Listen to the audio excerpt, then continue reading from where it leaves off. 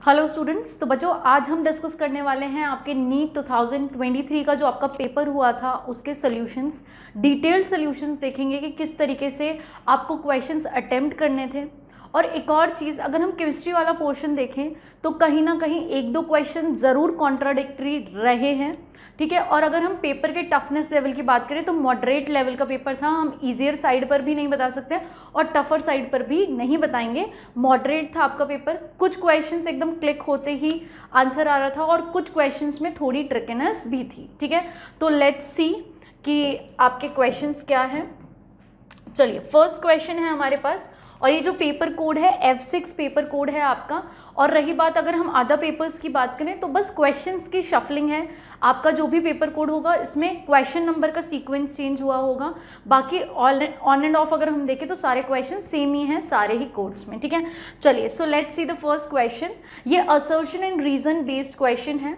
Question कहता है कि असर्शन आपको गिवन है, उसमें क्या बोल रहा है, एक मेटालिक सोडियम है जिसको आप लिक्विड अमोनिया में डिसॉल्व करते हैं तो आपको एक डीप ब्लू सोल्यूशन मिलता है।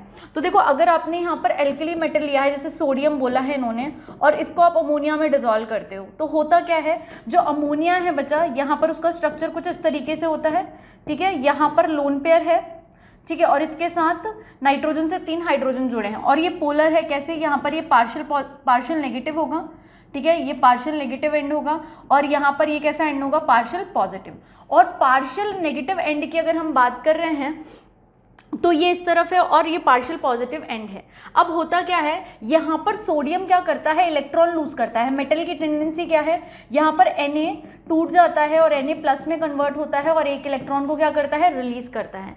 अब देखो, ये दोनों क्या है, ऑपोजिट एंड से या फिर डाइपोल है, तो यहाँ नेगेटिव एंड के साथ आकर कौन जुड़ जाता है, ठीक है, Na पॉजिटिव, और इस पॉजिटिव एंड के साथ जुड़ जाता है इलेक्ट्रॉन। हम इसको बोल देते हैं अमोनिएटेड इलेक्ट्रॉन। और इसी अमोनिएटेड इलेक्ट्रॉन की वजह से हमें क्या होता है, एक डीप ब्लू सोल्यूशन मिलता है। या फिर हम ऐसे बोल सकते हैं कि यहाँ पर सोल्यूशन है उसमें इलेक्ट्रॉन्स अनपेयर्ड फॉर्म में ही प्रेजेंट हैं, जिस वजह से ये पैरामैग्नेटिक नेचर भी शो कर रहा है। दैट इज वाई हमें डीप ब्लू सोल्यूशन भी मिल रहा है। तो असर्शन तो बिल्कुल ठीक है।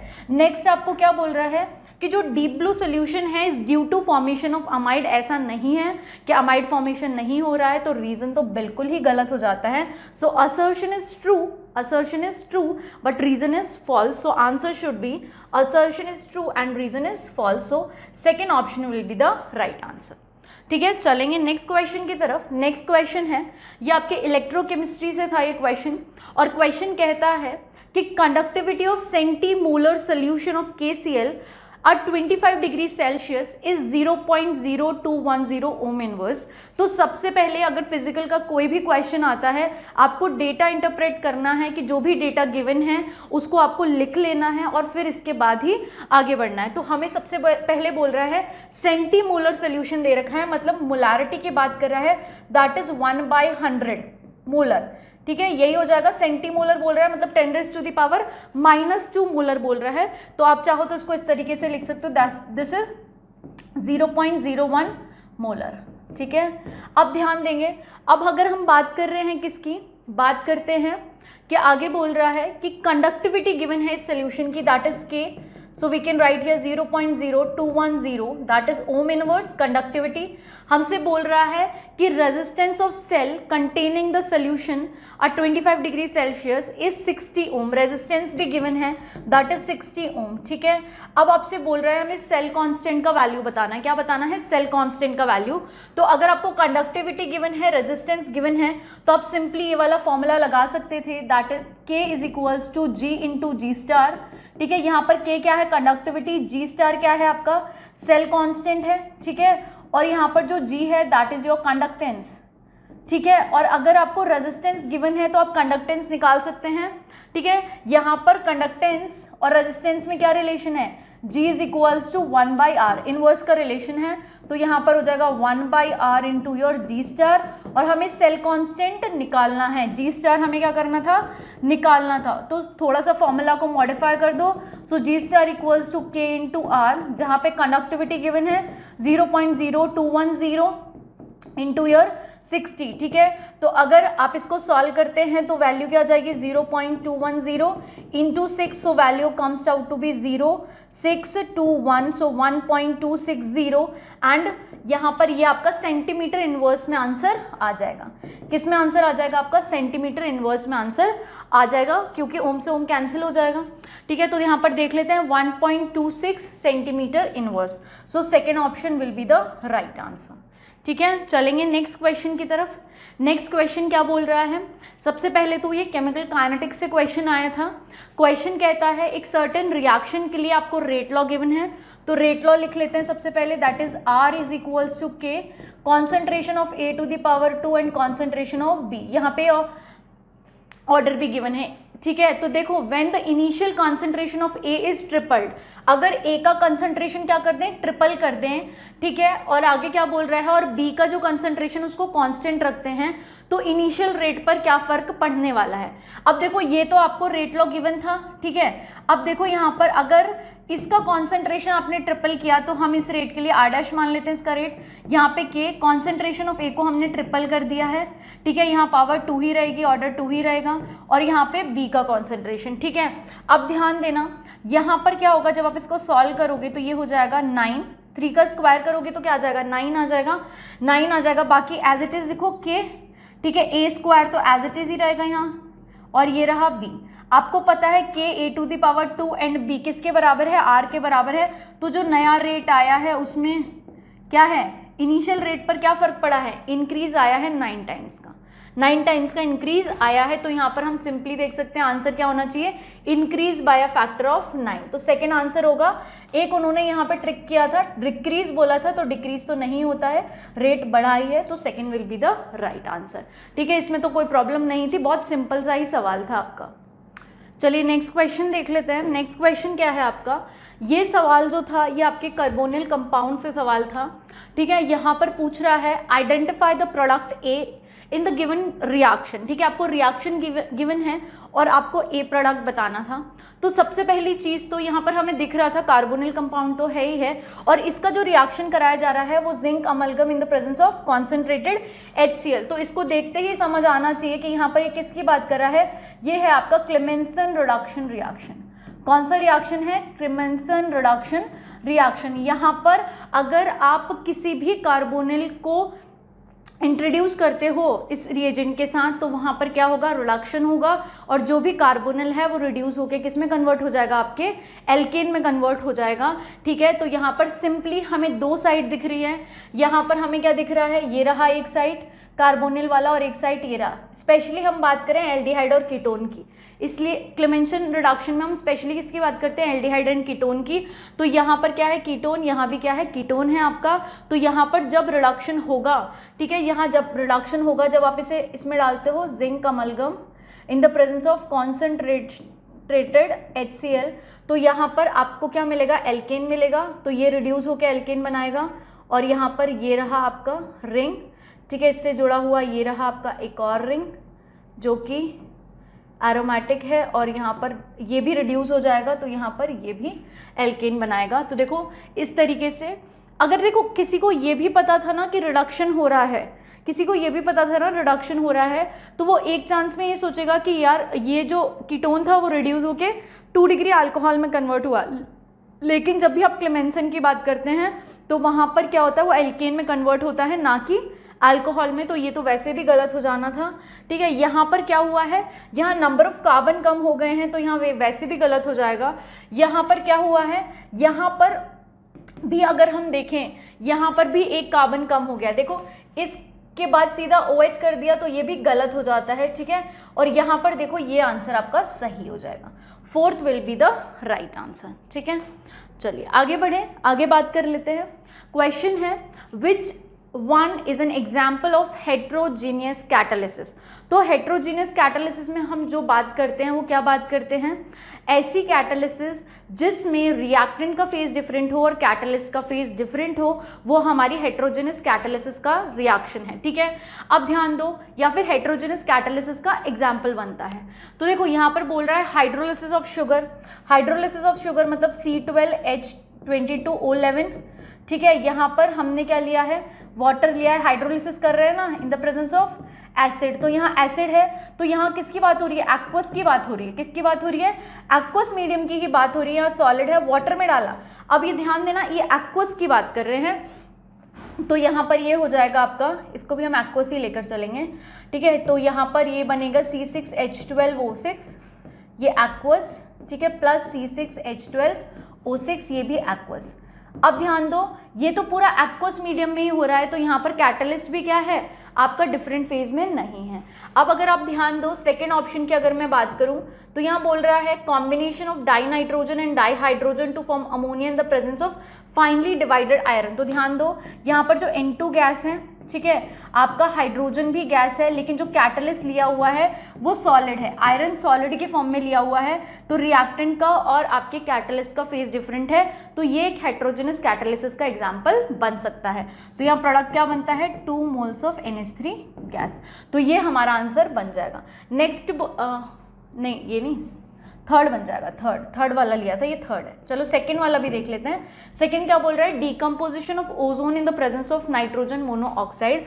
जब आप बात कर रहे हैं ओजोन का, आप डीकम्पोजिशन करते हैं NO की प्रेजेंस में, तो हमें क्या मिलती है, O2 गैस, ये गैस है, ये भी गैस है और ये भी गैस है, ठीक है। तो इस तरीके से यहाँ भी जो कैटलिस्ट है और रिएक्टेंट है, इनका फेस क्या है, सेम है, तो यहाँ पर ये भी आंसर नहीं हो सकता, ये भी नहीं हो सकता।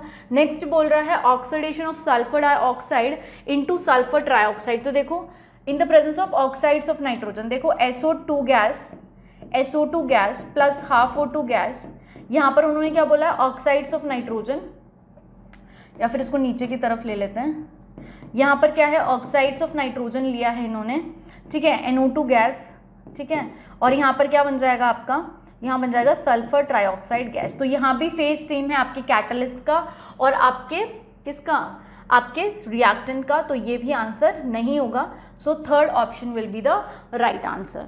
इसमें थोड़ा सा किसी बच्चे को लग सकता था कोई और आंसर बनेगा, बट आंसर सही क्या होगा, थर्ड ऑप्शन, ठीक है। तो ये क्वेश्चन हो जाएगा। अच्छा, यहाँ पे ये NO2 ही रहेगा ना, ये NO2 ही रहेगा, NO2 ही रहेगा। चलिए आगे चल रहे हैं, बात कर लेते हैं। नेक्स्ट क्वेश्चन है हमारे पास, ये भी असर्शन रीजन बेस्ड क्वेश्चन ही था। क्वेश्चन क्या बोल रहा है, असर्शन है आपके पास कि जो हीलियम गैस है वो यूज़ की जाती है किसके लिए, आपके ऑक्सीजन को डाइल्यूट करने के लिए during when in diving apparatus, ठीक है। डाइविंग एपरेटस में हम हीलियम को यूज़ करते हैं ऑक्सीजन को डाइल्यूट करने के लिए। तो ध्यान देना, होता क्या है, जब जो भी स्कूबा डाइवर्स होते हैं, ठीक है, वो क्या करते हैं, जब पानी के अंदर जाते हैं तो बाय डिफ़ॉल्ट ऑक्सीजन के साथ नाइट्रोजन भी ब्लड में डिज़ोल्व हो जाता है, क्योंकि अंदर प्रेशर ज़्यादा होता है। तो क्या होता है वहाँ पर, यहाँ पे जो वर्ड लिखा है ना डाइल्यूट, तो उसको डाइल्यूट करने के लिए हम हीलियम को यूज़ करते हैं, ठीक है। वहाँ पे ऑक्सीजन एंड नाइट्रोजन को डाइल्यूट करने के लिए हम ऑक्सीजन यूज़ करते हैं। नहीं तो होता क्या है कि जब नाइट्रोजन ज़्यादा डिज़ोल्व हो जाती है ब्लड में, तो जब हम पानी से बाहर आते हैं, प्रेशर कम होता है, तो जब वो नाइट्रोजन गैस निकलती है, जो डिज़ोल्व नाइट्रोजन है वो निकलती है, तो जॉइंट्स में बेंड्स का पेन होता है, वो बहुत ज़्यादा होता है। दैट इज़ वाई हम हीलियम यूज़ करते हैं। तो असर्शन तो ठीक है, पर जो रीज़न है उसको देख लेते हैं। वो बोल रहा है कि helium has high solubility in oxygen, तो ऐसा नहीं होता है। हीलियम एक इनर्ट गैस है, ये पार्शली सॉलेबल होता है, ठीक है। तो यहाँ पर ये वाला स्टेटमेंट आपका गलत हो जाता है, मतलब रीज़न तो बिल्कुल ही गलत है। So assertion is true and reason is false and second will be the right answer, ठीक है। चलिए नेक्स्ट क्वेश्चन की बात कर लेते हैं। बोल रहा है amongst the following the total number of species not having 8 electrons around central atom in its outermost shell. आपको इनमें से वो स्पीशीज़ का नंबर बताना है कि कितने स्पीशीज़ ऐसे हैं जिनके आउटर मोस्ट शेल में 8 इलेक्ट्रॉन्स नहीं हैं। नॉट बोल रहा है, ये चीज़ आपको ध्यान रखनी थी। अब फर्स्ट स्पीशी को उठाते हैं, NH3 की बात कर रहा है, तो ये देखो, ये रहा नाइट्रोजन, हाइड्रोजन, हाइड्रोजन, और नाइट्रोजन के पास है लोन पेयर। अगर हम किसकी बात कर रहे हैं, central metal atom, central metal atom नहीं, सेंट्रल एटम की, सेंट्रल एटम के आसपास 8 इलेक्ट्रॉन होने चाहिए, या फिर सेंट्रल एटम के आउटर मोस्ट शेल में 8 इलेक्ट्रॉन होने चाहिए। तो देखो कितने हैं नाइट्रोजन के पास, 2, 4, 6 और 2 8, तो इसके पास तो कितने हो गए 8 इलेक्ट्रॉन, तो ये तो हमारा आंसर नहीं बन सकता। नेक्स्ट बोल रहा है AlCl3 की बात कर रहा है, किसकी बात कर रहा है AlCl3 की बात कर रहा है, AlCl3 की। तो देखो एल्यूमिनियम के अराउंड या फिर इसके आउटर मोस्ट शेल में कितने इलेक्ट्रॉन्स हो गए, सिर्फ और सिर्फ 6 इलेक्ट्रॉन। देखो एक बॉन्ड में 2 इलेक्ट्रॉन है ना, तो 3 बॉन्ड बना रहा है, तो सिर्फ 6 ही इलेक्ट्रॉन है, तो ये एक स्पीशी हो गई। नेक्स्ट बात कर रहा है BeCl2 की, तो इसके आउटर मोस्ट शेल में सिर्फ 2 ही इलेक्ट्रॉन होते हैं Be के, ठीक है। तो यहाँ Cl से 2 बॉन्ड बना रहा है ये, तो इसके आसपास कितने इलेक्ट्रॉन है, सिर्फ 4 ही इलेक्ट्रॉन है आउटर मोस्ट शेल में, तो इसके पास भी क्या है 8 इलेक्ट्रॉन नहीं है। देखो पूछा है ना, जिसके पास 8 इलेक्ट्रॉन नहीं है सेंट्रल एटम के आउटर मोस्ट शेल में, ठीक है। तो नेक्स्ट बोल रहा है CCl4, तो अगर आप CCl4 की बात करते हो तो देखो यहाँ पे Cl, यहाँ Cl, यहाँ Cl, यहाँ Cl, ध्यान दो यहाँ 2 इलेक्ट्रॉन, यहाँ 2 इलेक्ट्रॉन, यहाँ 2 इलेक्ट्रॉन, 2 इलेक्ट्रॉन, 4 बॉन्ड 8 इलेक्ट्रॉन, तो ये तो 8 इलेक्ट्रॉन स्पीशी में आ जाएगा, तो ये हमारा आंसर नहीं बनेगा। नेक्स्ट अगर आप PCl5 की बात करते हो तो देखो ये फॉस्फोरस है, यहाँ Cl, यहाँ Cl, यहाँ Cl, यहाँ Cl, यहाँ Cl, यहाँ पर 5 बॉन्ड है, देखो 5 सिग्मा बॉन्ड है, तो एक बॉन्ड में 2 इलेक्ट्रॉन, तो 5 बॉन्ड में 10 इलेक्ट्रॉन, तो ये तो 10 इलेक्ट्रॉन स्पीशी हो जाएगी। और 10 इलेक्ट्रॉन स्पीशी है मतलब 8 इलेक्ट्रॉन नहीं है।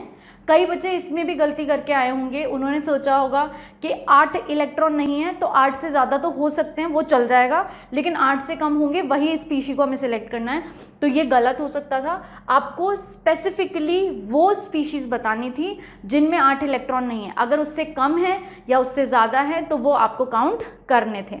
चलिए तो फिर यहाँ पर क्या हो जाएगा, PCl5 भी आपका एक स्पीशी होगा जिसमें 10 इलेक्ट्रॉन है, तो टोटल 3 स्पीशी ऐसी थी जिनमें सेंट्रल एटम के अराउंड 8 इलेक्ट्रॉन नहीं थे, ठीक है। तो यहाँ पर आंसर क्या हो जाएगा, 4th will be the right answer, ठीक है। चलिए नेक्स्ट क्वेश्चन की बात करते हैं। नेक्स्ट क्वेश्चन आपका MOT से था, मॉलिक्यूलर ऑर्बिटल थ्योरी से था। यहाँ पर क्वेश्चन क्या पूछा था, आपको एनर्जीज का करेक्ट ऑर्डर बताना था of molecular orbitals of nitrogen molecule, specially किसके लिए बताना था, नाइट्रोजन मॉलिक्यूल के। अब ध्यान दें, इसका सीक्वेंस पहले हम लिखते हैं फिर हम मैच करेंगे। तो इसका जो सीक्वेंस होता वो क्या होता, this is your sigma 1s, ठीक है, या फिर मैं पहले एक बार बॉक्सेस बना लेती हूँ। Sigma 1s, sigma star 1s, sigma 2s, sigma star 2s, ठीक है। यहाँ पर क्या हो जाएगा, ये हो जाएगा आपका ये हो जाएगा आपका पाई 2px, पाई 2py, 2 बना देती हूँ, पाई 2px एंड पाई 2py, ठीक है। ये रहा पाई 2px एंड ये रहा आपका पाई 2py, ये आपका सिग्मा 2pz, ठीक है। ये आपका सिग्मा पाई स्टार 2px, ये हो जाएगा आपका pi star 2py and this is your sigma star 2pz, जो सिग्मा स्टार 2pz, ठीक है। चलिए अब इनकी मार्किंग कर देती हूँ मैं। ये this is your sigma 1s, this is your sigma star 1s, ठीक है, या फिर ऐसे लिखूँ, हाँ चलो ऐसे लिखो, sigma 1s, sigma star 1s। मैं चाह रही थी कि यहाँ लिखा जाता पर कोई बात नहीं। ये क्या हो जाएगा, ये आपका हो जाएगा sigma 2s, this is your sigma star 2s, this is your pi star नहीं, पाई 2px, ठीक है, this is your pi 2py, this is your sigma 2pz, this is your pi star 2px, this is your pi star 2py and this is your sigma star 2pz, ठीक है। तो ये order follow होना चाहिए था, सबसे कम energy sigma 1s की, and ऊपर हम जाते हैं तो एनर्जी क्या होती है, इंक्रीज होती है इस तरीके से। तो यहाँ पर देख लो ऑर्डर क्या होना चाहिए था, पहले सिग्मा 1s आना चाहिए था, फिर सिग्मा स्टार 1s, फिर सिग्मा 2s, फिर सिग्मा स्टार 2s, फिर पाई 2px और पाई 2py की एनर्जी सेम होगी, फिर सिग्मा 2pz आना चाहिए था, फिर आना चाहिए था pi star 2px and pi star 2py and lastly pi star 2pz। यहाँ तक का ही हम देखेंगे क्योंकि हमसे N2 मॉलिक्यूल की बात की थी, 14 इलेक्ट्रॉन्स होंगे, तो इस तरीके से ये ऑर्डर कहाँ फॉलो हो रहा है। तो देखो यहाँ पर देखो sigma 1s 1 star, sigma star 1s, ठीक है, sigma 2s, sigma star 2s भी ठीक है, सिग्मा 2pz। अब यहाँ पर आकर ये गलत हो गया, तो ये तो आंसर नहीं बनेगा। आगे क्या बोल रहा है, आगे बोल रहा है कि देखो sigma 1s, sigma star 1s, sigma 2s, sigma star 2s, फिर सिग्मा 2pz आ गया, तो ये भी गलत हो गया। यहाँ देखो sigma 1s, sigma star 1s, sigma 2s, sigma star 2s, फिर आ गया 2px 2py और फिर इसके बाद पाई स्टार 2px और पाई स्टार 2py, जो कि आपका गलत हो जाता है यहाँ पे। तो ये भी क्या हो जाएगा, आपका गलत आंसर हो जाएगा। नेक्स्ट आता है sigma 1s, sigma star 1s, बिल्कुल ठीक। Sigma 2s, sigma star 2s, बिल्कुल ठीक। नेक्स्ट बोल रहा है पाई 2px एंड पाई 2py दोनों की एनर्जी सेम और उससे ज़्यादा एनर्जी होगी सिग्मा 2pz की, ये भी बिल्कुल ठीक। फिर पाई स्टार 2px और पाई स्टार 2py की एनर्जी भी सेम होगी, तो ये भी ठीक है। लास्टली सबसे ज़्यादा होगी आपकी सिग्मा स्टार 2pz की, तो ये बिल्कुल सीक्वेंस ठीक है एनर्जी लेवल के हिसाब से, और ये साइंस भी बिल्कुल ठीक है जो साइन फॉलो हुआ है। कौन सा ऑर्डर है, इंक्रीजिंग ऑर्डर दिया हुआ है आपका, तो फोर्थ आपका करेक्ट आंसर हो जाएगा। ठीक है, चलिए चलते हैं नेक्स्ट क्वेश्चन की तरफ। नेक्स्ट क्वेश्चन क्या बोल रहा है, match list 1 with list 2, match the following type of question है। लिस्ट 1 में देखो सबसे पहले आपको कोक दिया हुआ है। कोक क्या है, एक बहुत अच्छा रिड्यूसिंग एजेंट है। ठीक है, तो यहाँ पर रिड्यूसिंग एजेंट है, तो देख लो यहाँ पर use as an reducing agent, तो यहाँ पर A belongs to your third option.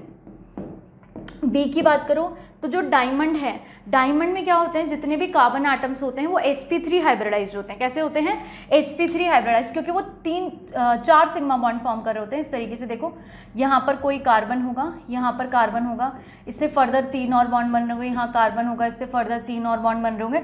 इस तरीके से हम बोल सकते हैं ये कार्बन है, ये मैंने ज़्यादा बॉन्ड बना दी ना, इस तरीके से ये 4 ही बॉन्ड बनेंगे ना, 4 ही बॉन्ड बनेंगे। ठीक है, हाँ इसके तो ठीक है। चलो तो यहाँ पर इस तरीके से बॉन्ड बन रहे होंगे, तो देखो 1 2 3 4 4 sigma bond, steric number 4, hybridisation क्या हो गया sp3। देखो यहाँ भी आपको कितने बॉन्ड दिख रहे हैं, 4 सिग्मा बॉन्ड, तो हाइब्रिडाइजेशन क्या हो जाएगा sp3। यहाँ भी आपको 4 सिग्मा बॉन्ड दिख रहे हैं, तो यहाँ भी हाइब्रिडाइजेशन क्या हो जाएगा sp3। तो जो डायमंड का स्ट्रक्चर होता है उसमें जो कार्बन्स हैं वो कैसे होते हैं, sp3 हाइब्रिडाइज होते हैं, या जो कार्बन एटम्स प्रेजेंट है वो sp3 हाइब्रिडाइज होते हैं। So B belongs to your first option. Next बोल रहा है फिलरीन, फिलरीन में ठीक है, तो यहाँ पर फिलरीन एक केज लाइक मॉलिक्यूल होता है जिसमें हेक्सागोनल एंड पेंटागोनल रिंग्स होती हैं, तो simply C belongs to your fourth option. And lastly आता है आपका डी, ग्रेफाइट एक बहुत अच्छा ड्राई लुब्रिकेंट है, इसको हम एज एन ड्राई लुब्रिकेंट की तरह यूज करते हैं, तो यहाँ पर क्या हो जाएगा आपका D belongs to your second option. अच्छा ये थोड़ा सा इधर आ गया ये सेकेंड वाला, तो यहाँ पे ये हो जाएगा 3142, 3142 कहाँ दिख रहा है, second option. Second option will be the right answer. चलिए नेक्स्ट क्वेश्चन बहुत ही सिंपल है, पूछ रहा है the number of sigma bonds, pi bonds and lone pair of electrons in pyridine respectively. Pyridine में कितने सिग्मा बॉन्ड हैं, कितने पाई बॉन्ड हैं, कितने लोन पेयर हैं। तो सबसे पहले पेरिडीन का स्ट्रक्चर ड्रॉ कर लेते हैं इस तरीके से। यहाँ नाइट्रोजन होगा, नाइट्रोजन के पास यहाँ एक लोन पेयर होता है और यहाँ 3 डबल बॉन्ड होते हैं। ठीक है, कार्बन की जो वैलेंसी है यहाँ पर बाय डिफॉल्ट किससे कंप्लीट होती है, हाइड्रोजन से। ठीक है, यहाँ नाइट्रोजन पे कोई हाइड्रोजन मत लगा देना, नाइट्रोजन ने 3 बॉन्ड बनाया, उसके पास एक लोन पेयर है। ध्यान दो सिग्मा बॉन्ड देख रहे हैं, तो सिग्मा बॉन्ड देखो 1 2 3 4 5, एक यहाँ पे 6 7 8 9 10 11। ठीक है, सिग्मा बॉन्ड कितने हैं, 11। ठीक है, पाई बॉन्ड देखो 1 2 3, पाई बॉन्ड कितने हो गए, 3, लोन पेयर एक ही है, तो यहाँ पर लोन पेयर कितना हो जाएगा 1, तो 11 3 1 रिस्पेक्टिवली बोल रहे हैं, तो पहले सिग्मा पूछा है, फिर पाई बॉन्ड, फिर लोन पेयर, तो 11 3 1 should be our right answer. तो यहाँ पर सेकेंड ऑप्शन जो है आपका करेक्ट आंसर बनता है। ठीक है, चलिए नेक्स्ट क्वेश्चन की बात कर लेते हैं। यहाँ पूछ रहा है the element expected to form largest ion to achieve the nearest noble gas configuration. इनमें से कौन सा आयन जो है वो nearest noble gas configuration attain करने के लिए, आयनिक फॉर्म में तो जाना ही पड़ेगा, कोई इलेक्ट्रॉन लूज करेगा, कोई इलेक्ट्रॉन गेन करेगा, अपने नोबल गैस कन्फिगरेशन या फिर अपने से नियरेस्ट, जो सबसे नियरेस्ट नोबल गैस कन्फिगरेशन है उसको अटेन करने के लिए यहाँ पर क्या होगा, ये आयनिक फॉर्म में कन्वर्ट होंगे, मतलब या तो इलेक्ट्रॉन लेंगे या इलेक्ट्रॉन देंगे। तो यहाँ पूछ रहा है जब ये अपने नियरेस्ट नोबल गैस कन्फिगरेशन में कन्वर्ट हो जाएंगे, अपने आयनिक फॉर्म में चले जाएंगे, तो इन आयंस में सबसे ज़्यादा लार्जेस्ट साइज किसका होगा। तो ध्यान देना, अगर फ्लोरीन अपने नियरेस्ट नोबल गैस कन्फिगरेशन में जाएगा तो 1 इलेक्ट्रॉन गेन करेगा, नाइट्रोजन क्या करेगा, 3 इलेक्ट्रॉन गेन करेगा। अब देखो ना, फ्लोरीन के पास कितने 9 इलेक्ट्रॉन होते हैं, एटॉमिक नंबर 9, 1 इलेक्ट्रॉन गेन करेगा तो 10 इलेक्ट्रॉन हो जाएंगे। नाइट्रोजन का एटॉमिक नंबर 7 होता है, 3 इलेक्ट्रॉन गेन करेगा तो 10 इलेक्ट्रॉन हो जाएंगे। ठीक है, किसके बराबर हो जाएंगे, नियॉन के बराबर हो जाएंगे ना। ठीक है, फिर नेक्स्ट है आपके पास सोडियम, ये एक इलेक्ट्रॉन लूज करता है, मेटल है, पहले इसके पास 11 इलेक्ट्रॉन थे, अब सिर्फ 10 ही बचेंगे। और लास्टली ऑक्सीजन है, एटॉमिक नंबर 8 इलेक्ट्रॉन होते हैं, 2 इलेक्ट्रॉन गेन करेगा तो 10 इलेक्ट्रॉन हो जाएंगे। ध्यान दो, सारी स्पीशी में आपको एक कॉमन फैक्टर दिख रहा है कि ये कौन से स्पीशी हैं, आइसो इलेक्ट्रॉनिक स्पीशी। कौन से स्पीशीज़ हैं, आइसो इलेक्ट्रॉनिक स्पीशी, जिनमें इलेक्ट्रॉन सेम हैं। अब ध्यान देना, अगर हम बात करते हैं केटायन एनायन में साइज किसका ज़्यादा, ऑब्वियसली एनायन का, तो सोडियम वाला तो वैसे ही डिस्कार्ड हो जाता है। अब इन तीनों में देखो चार्ज जिसका ज़्यादा, ठीक है, जिसका चार्ज ज़्यादा उसका साइज भी ज़्यादा, तो यहाँ पर N3 माइनस, यहाँ पर चार्ज सबसे ज़्यादा है, तो यही हमारा आंसर बनेगा। तो second will be the right answer. ठीक है, चलिए नेक्स्ट क्वेश्चन, फिर से असर्शन एंड रीजन टाइप है। तो देखो यहाँ पर असर्शन बोल रहा है reaction can have zero activation energy. देखो फ्री रेडिकल की कुछ रिएक्शंस होती हैं जो कि जीरो एक्टिवेशन एनर्जी पर भी हो जाती हैं कि एक्टिवेशन एनर्जी ज़ीरो है। ठीक है, अब यहाँ पर एक फैक्टर ये था कि ये जो फ्री रेडिकल है एक इंटरमीडिएट है, बहुत बिल्कुल नैनो सेकेंड्स के लिए बनता है, फटाफट रिएक्शन होती है, तो जनरली तो हम बोलते हैं कि ए रिएक्शन के not have zero activation energy, ये ज़्यादा अप्रोप्रिएट है। ठीक है, तो जो हम पढ़ाते हैं एनसीईआरटी के अकॉर्डिंग, जैसे हम बोलते हैं ना एनसीईआरटी का, नीट का पेपर एनसीईआरटी ओरिएंटेड होता है, तो वहाँ पर अगर हम बोले कि जनरली ये पढ़ाया जाता है कि रिएक्शन की कभी भी ज़ीरो एक्टिवेशन एनर्जी नहीं हो सकती। ठीक है, तो यहाँ पर ये असर्शन गलत हो जाएगा। ठीक है, और अब ये टोटली डिपेंड करता है एनटीए पे डिपेंड करता है कि वो एनसीईआरटी के हिसाब से देते हैं या जो एक्चुअल में हम फ्री रेडिकल का पार्ट आगे फ्यूचर क्लासेस में या हायर स्टडीज़ में पढ़ते हैं उसके हिसाब से देते हैं। ठीक है, तो यहाँ पे ये कॉन्ट्राडिक्टरी आएगा। नेक्स्ट बोल रहा है the minimum extra amount of energy absorbed by reactant molecule so that their energy becomes equal to threshold value is called activation energy. तो देखो आप ये ग्राफ पढ़ते हो, इस तरीके से ये ग्राफ पढ़ते हो, यहाँ पर क्या होता है, ये रिएक्टेंट की एनर्जी है, ये रिएक्टेंट की खुद की एनर्जी है, और ये यहाँ पर ये एक बैरियर है, ये एक बैरियर है, इसको हम बोलते हैं थ्रेशोल्ड एनर्जी, इसको हम क्या बोलते हैं, थ्रेशोल्ड एनर्जी। ठीक है, अब देखो रिएक्टेंट के खुद की इतनी एनर्जी है, इसको हम ER बोलते हैं, ये रिएक्टेंट की खुद की एनर्जी है। अब इसे प्रोडक्ट में कन्वर्ट होने के लिए इतनी एनर्जी रिक्वायर्ड है, इतनी एनर्जी रिक्वायर्ड है, और इस एनर्जी को हम एक्टिवेशन एनर्जी नाम देते हैं। जब रिएक्टेंट के मॉलिक्यूल्स इस बैरियर को क्रॉस कर जाते हैं तब वो प्रोडक्ट में कन्वर्ट हो जाते हैं। ठीक है, रिएक्टेंट की एनर्जी प्लस एक्टिवेशन एनर्जी, पूरा जो बैरियर है वो थ्रेशोल्ड एनर्जी कहलाती है, लेकिन जो रिएक्टेंट को एनर्जी रिक्वायर्ड है टू कन्वर्ट इनटू प्रोडक्ट, उस पर्टिकुलर एनर्जी को हम एक्टिवेशन एनर्जी बोलते हैं। और यहाँ पर उन्होंने बोला है the minimum extra amount of energy, कम से कम रिएक्टेंट को इतनी मिनिमम एनर्जी चाहिए, इतनी मिनिमम एनर्जी चाहिए, उससे ज़्यादा है देन ऑब्वियसली वो प्रोडक्ट में कन्वर्ट तो हो गई, लेकिन कम से कम इतनी एनर्जी तो उसे चाहिए, किसको, रिएक्टेंट को, so that their energy becomes equal to threshold value. मैंने बोला ना ये पूरा बैरियर, इसको हम थ्रेशोल्ड एनर्जी बोलते हैं, जिसकी वजह से क्या हो, इसको इतनी मिनिमम एनर्जी चाहिए रिएक्टेंट को जिससे वो ये थ्रेशोल्ड वैल्यू को क्या कर जाए, कि बराबर हो जाए।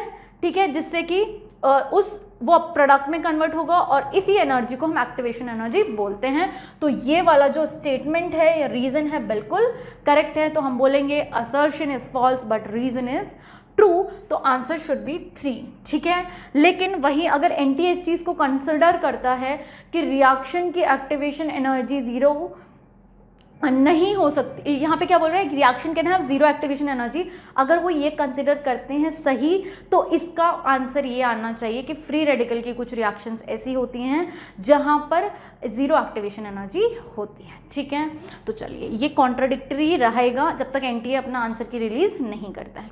नेक्स्ट क्वेश्चन आता है consider the following reaction and identify the product. Alcohol से ये क्वेश्चन था, HBr से रिएक्शन करा रहे हैं हम 3-मिथाइल ब्यूटेन टू ऑल का। ध्यान देंगे इस सवाल को, इसको मैं थोड़ा सा साइड कर देती हूँ, चलिए साइड नहीं हो रहा है क्या, हुआ अब होगा। चलिए यहाँ पर देखो, यहाँ पर हमारे पास दिया हुआ है three methyl butane two ol, three methyl butane two ol. ठीक है, यहाँ पर OH है, यहाँ पर है CH3। ठीक है, यहाँ पर HBr है। अब ध्यान देना H पॉजिटिव है, Br नेगेटिव है। ऑक्सीजन के पास क्या होते हैं, लोन पेयर, ये H पॉजिटिव को अप्रोच करेगा, जैसे ही इस H पॉजिटिव को अप्रोच करेगा यहाँ क्या बनेगा, CH3, CH, यहाँ पर आ जाएगा CH3, यहाँ पर CH, यहाँ पर आ जाएगा OH2, यहाँ आ जाएगा पॉजिटिव और यहाँ आ गया है CH3। देखो वाटर एक अच्छा लिविंग ग्रुप है, यहाँ से बॉन्ड के इलेक्ट्रॉन लेकर निकलेगा, वाटर बाहर निकल गया आपका, वाटर बाहर निकल गया। अब यहाँ पर जनरेट होगा एक 2 डिग्री कार्बोकेटाइन। क्या जनरेट होगा? यहाँ एक 2 डिग्री कार्बोकेटाइन जनरेट होगा। और जब ये 2 डिग्री कार्बोकेटाइन जनरेट हुआ तो क्या Br- इस पर अटैक करेगा? नहीं। जब भी कार्बोकेटाइन का जनरेशन होगा तो वहाँ पर रीअरेंजमेंट की पॉसिबिलिटी ज़रूर रहती है कि अगर रीअरेंज होने के बाद कार्बोकेटाइन स्टेबिलिटी गेन कर सकता है तो वो पहले रीअरेंज होगा, फाइनली फिर आपका न्यूक्लियोफाइल अटैक करेगा। ठीक है, तो यहाँ पर क्या होगा? यहाँ पर क्या होगा? यहाँ पर हाइड्राइड शिफ्ट होगा। क्या होगा? हाइड्राइड शिफ्ट होगा। ठीक है, हाइड्राइड शिफ्ट होगा तो ये हाइड्रोजन यहाँ जाएगा और यहाँ कार्बोकेटाइन इधर आ जाएगा। देखो यहाँ पर CH3, यहाँ पर CH2, यहाँ पर CH3। अब देखो ये जो कार्बोकेटाइन था ये 2 डिग्री था, इस कार्बन से 2 कार्बन जुड़े थे। यहाँ देखो ये जो कार्बोकेटाइन है यहाँ पर इस कार्बन से 3 कार्बन जुड़े हैं, ये 3 डिग्री कार्बोकेटाइन है और ये ज़्यादा स्टेबल होता है। अब यहाँ पर कौन आएगा? अब यहाँ पर आएगा आपका Br- जो कि यहाँ अटैक करेगा और फाइनली जो प्रोडक्ट बनता है वो बनेगा CH3C, यहाँ पर आ जाएगा Br, यहाँ पर आ जाएगा CH3, यहाँ आ जाएगा CH2, यहाँ पर CH3। क्लियर है ये चीज़? ठीक है, तो आपका ये आंसर बनना चाहिए। तो देख लेते हैं कौन सा स्ट्रक्चरल फॉर्मूला ज़्यादा बेटर है। बेटर क्या? जो हमारा आंसर बना है CH3, CBr, CH3, CH2, CH3। ठीक है, आपका आंसर क्या हो जाएगा? 4th ऑप्शन सही हो जाएगा। अगर किसी बच्चे ने इस तरीके से किया होता, सीधा यहाँ से OH2 वाटर को निकाला होता और यहीं Br- का अटैक कराया होता तो आंसर ये बन जाता, लेकिन ये एक गलत आंसर है क्योंकि यहाँ पर कार्बोकेटाइन का रीअरेंजमेंट बहुत ज़रूरी था। So answer will be 4th option. चलिए नेक्स्ट क्वेश्चन क्या है? नेक्स्ट क्वेश्चन क्या बोल रहा है? एक असर्शन रीजन बेस्ड क्वेश्चन है। बोल रहा है कि एक इक्वेशन दी है that delta G is equals to minus of NF E cell, value of G depends on N। बिल्कुल सही है। डेल्टा G जो होता है वो एक एक्सटेंसिव प्रॉपर्टी है जो कि किस पर डिपेंड कर रहा है? Number of moles of electrons पर डिपेंड कर रहा है। तो ये तो बिल्कुल ठीक है। आगे क्या बोल रहा है कि जो ई सेल है वो एक इंटेंसिव प्रॉपर्टी है, ये भी बिल्कुल ठीक है। And delta G is an extensive property, और ये बिल्कुल सही एक्सप्लेनेशन है क्योंकि डेल्टा जी एक एक्सटेंसिव प्रॉपर्टी है, दैट इज़ वाई वो डिपेंड किस पे कर रही है? Number of moles of electrons पे। तो असर्शन भी ठीक है और रीज़न भी ठीक है, और असर्शन और जो रीज़न है वो रीज़न करेक्टली एक्सप्लेन कर रहा है उस असर्शन को। So we can simply say that assertion is correct and reason is the correct explanation of your assertion. तो यहाँ पर आंसर क्या हो जाएगा आपका? ये हो जाएगा both A and R, assertion and reason are true and reason is the correct explanation of your assertion. So 4th option will be the right answer. चलिए नेक्स्ट क्वेश्चन है, ये बॉयल्स लॉ से क्वेश्चन था और ये थोड़ा सा tricky था, इसमें मतलब क्लिक करने में थोड़ा टाइम लग सकता था। जैसे हम क्या पढ़ते हैं बॉयल्स लॉ में, टेम्परेचर कांस्टेंट है एंड प्रेशर और वॉल्यूम में एक इन्वर्स रिलेशन होता है। पहले देखते हैं, क्वेश्चन समझते हैं। विच amongst the following options is correct graphical representation of Boyle's law? Boyle's law का कौन सा ग्राफिकल रिप्रेजेंटेशन सबसे करेक्ट है? तो ध्यान दो, हम क्या पढ़ते हैं? PV इक्वल्स टू nRT, यही पढ़ते हैं PV इक्वल्स टू nRT, जहाँ पर हम टेम्परेचर को क्या लेकर चलते हैं? कांस्टेंट लेकर चलते हैं। ठीक है, इस इक्वेशन को इस तरीके से हम ले सकते हैं nRT इंटू 1/V, और यहाँ अगर हम एक ग्राफ प्लॉट करते हैं तो y इक्वल्स टू mx के हिसाब से हम ये ग्राफ प्लॉट कर सकते हैं। Line equation y is equals to mx के हिसाब से हम ग्राफ प्लॉट करेंगे और यहाँ पर एक स्ट्रेट लाइन ग्राफ बनता है। कैसा ग्राफ बनता है? Straight line. तो पहली चीज़ जो ग्राफ है वो प्रेशर और 1/V के रिस्पेक्ट में दिया है, यहाँ पर ये पॉसिबल हो सकता है, प्रेशर 1/V ये भी पॉसिबल हो सकता है। यहाँ प्रेशर और टेम्परेचर के रिस्पेक्ट में दिया है, तो बॉयल्स में तो हम टेम्परेचर कांस्टेंट लेते हैं तो ये तो बनेगा ही नहीं। नेक्स्ट यहाँ भी प्रेशर और वॉल्यूम के रिस्पेक्ट में दिया है। अब देखो, अगर इस तरीके से ग्राफ बनता है, प्रेशर और वॉल्यूम के रिगार्डिंग में ग्राफ बनता है y इक्वल्स टू mx के हिसाब से, तो एक स्ट्रेट लाइन ग्राफ बनेगा और यहाँ पर जो स्लोप आएगा वो क्या होगा? nRT आपका स्लोप हो जाएगा, nRT आपका स्लोप हो जाएगा। अब 1/V, ठीक है। प्रेशर और 1/v के बीच में बनता है, तो स्लोप आपका nRT आएगा, एक स्ट्रेट लाइन ग्राफ आएगा। अब एक चीज़ यहाँ पर आप देखो कि यहाँ पर जो रेक्टेंगुलर हाइपरबोला वाला केस है ये तो बनेगा ही नहीं, क्योंकि y = mx के हिसाब से स्ट्रेट लाइन वाला ही बनेगा, तो सेकंड वाला भी हमारा डिस्कार्ड हो गया, थर्ड भी डिस्कार्ड हो गया। अब बचता है फोर्थ वाला और फर्स्ट वाला, फोर्थ वाला और फर्स्ट वाला।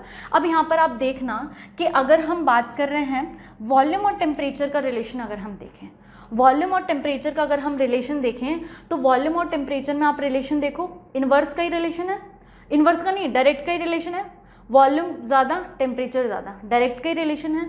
ठीक है, डायरेक्ट रिलेशन है तो हम यहाँ पर सिंपली बोल सकते हैं volume is directly proportional to temperature, volume is directly proportional to temperature. अब यहाँ पर हम ध्यान दें तो देखो यहाँ पर अगर आप ध्यान दो तो यहाँ देखना कि यहाँ पर ये T1 है, तो यहाँ वॉल्यूम जो होगा वो V1 होगा, या फिर हम प्रेशर को कांस्टेंट मानते हैं। पहले प्रेशर को मैंने यहाँ कांस्टेंट मान लिया, प्रेशर को यहाँ पे मैंने कांस्टेंट मान लिया, तो ध्यान देना ये आपका क्या हो जाएगा, ये हो जाएगा आपका V1 और T2 के रिस्पेक्ट में ये हो जाएगा V2, ये हो जाएगा आपका V2, ठीक है, और T3 के रिस्पेक्ट में ये हो जाएगा V3। ठीक है, ध्यान देंगे ये हो गया है आपका V3, क्योंकि ये T3 था ना, तो ये T2 है तो ये V2 हो जाएगा और ये आपका V1 हो जाएगा। ठीक है, अब ध्यान देना जो V3 है वो स्मॉलर है, V2 उससे बड़ा है और V1 सबसे बड़ा है। ठीक है, और यहाँ टेम्परेचर का जो रिलेशन दे रखा है वो T3 is greater than T2 is greater than T1। तो भैया ये रिलेशन क्या डायरेक्ट रिलेशन को फॉलो कर रहा है? क्या ये डायरेक्ट रिलेशन को फॉलो कर रहा है? ये तो डायरेक्ट रिलेशन को फॉलो नहीं कर रहा है। ठीक है, लेकिन एक चीज़ और थी, वो हम एक और ग्राफ देखते हैं उससे समझते हैं। ठीक है, यहाँ देखना, यहाँ पर देखो, यहाँ पर अगर हम देखेंगे, यहाँ पर देखो कि यहाँ पर ये प्रेशर है, यहाँ पर 1/v है। ठीक है, अब ध्यान देना इनका डायरेक्ट रिलेशन होता है, तो यहाँ पर देखो ये रहा आपका, ये आपको पहले p को यहाँ पर कांस्टेंट मानो। ठीक है, यहाँ पर ये हो जाएगा आपका V3। ठीक है, और इसको लाइन को थोड़ा एक्सटेंड यहाँ तक कर देते हैं। ठीक है, यहाँ पर ये हो जाएगा आपका V2 और ये हो जाएगा आपका V1, ये हो जाएगा V1। इसको लिख देते हैं, this is your V3, this is your V2, this is your V1, this is your V3, V2 and V1। अब ध्यान देना हम यहाँ पर लिख सकते हैं V3 is smaller than V2 then V1। ठीक है, अब यहाँ पर जो रिलेशन था यहाँ 1/v लिया है और यहाँ टेम्परेचर का जो दिया हुआ था वो दिया है T3 and T2 and T1। यहाँ पर देखो 1/v इन्वर्स में है, 1/v के रिस्पेक्ट में लिया है, तो ये जो है ये इन्वर्स हो सकती हैं वैल्यूज़, जस्ट ऑपोजिट हो जाएंगी कि V3 is smaller than V2 then V1 और T3 बड़ा होगा T2 और T1 से। ठीक है, ये तो ठीक है, लेकिन यहाँ तो P और V में ग्राफ बन रहा था। किस में बन रहा था? P और V में ग्राफ बन रहा था, लेकिन यहाँ पर प्रेशर और वॉल्यूम का डायरेक्ट रिलेशन है, volume is directly proportional to temperature, तो यहाँ पर V3 छोटा हो गया और T3 बड़ा हो गया, तो ये भी गलत हो जाएगा। तो आपका जो फर्स्ट आंसर है, जहाँ पर 1/v में और प्रेशर में ग्राफ था, तो टेम्परेचर उस रिस्पेक्ट में ये जो वैल्यूज़ हैं वो क्या कर जाएंगे, ऑपोजिट हो जाएंगी, तो यही आंसर हमारा करेक्ट होगा। ठीक है, so first option is the right answer. So next question की तरफ चलते हैं। क्वेश्चन कहता है in Lassaigne's extract of an organic compound.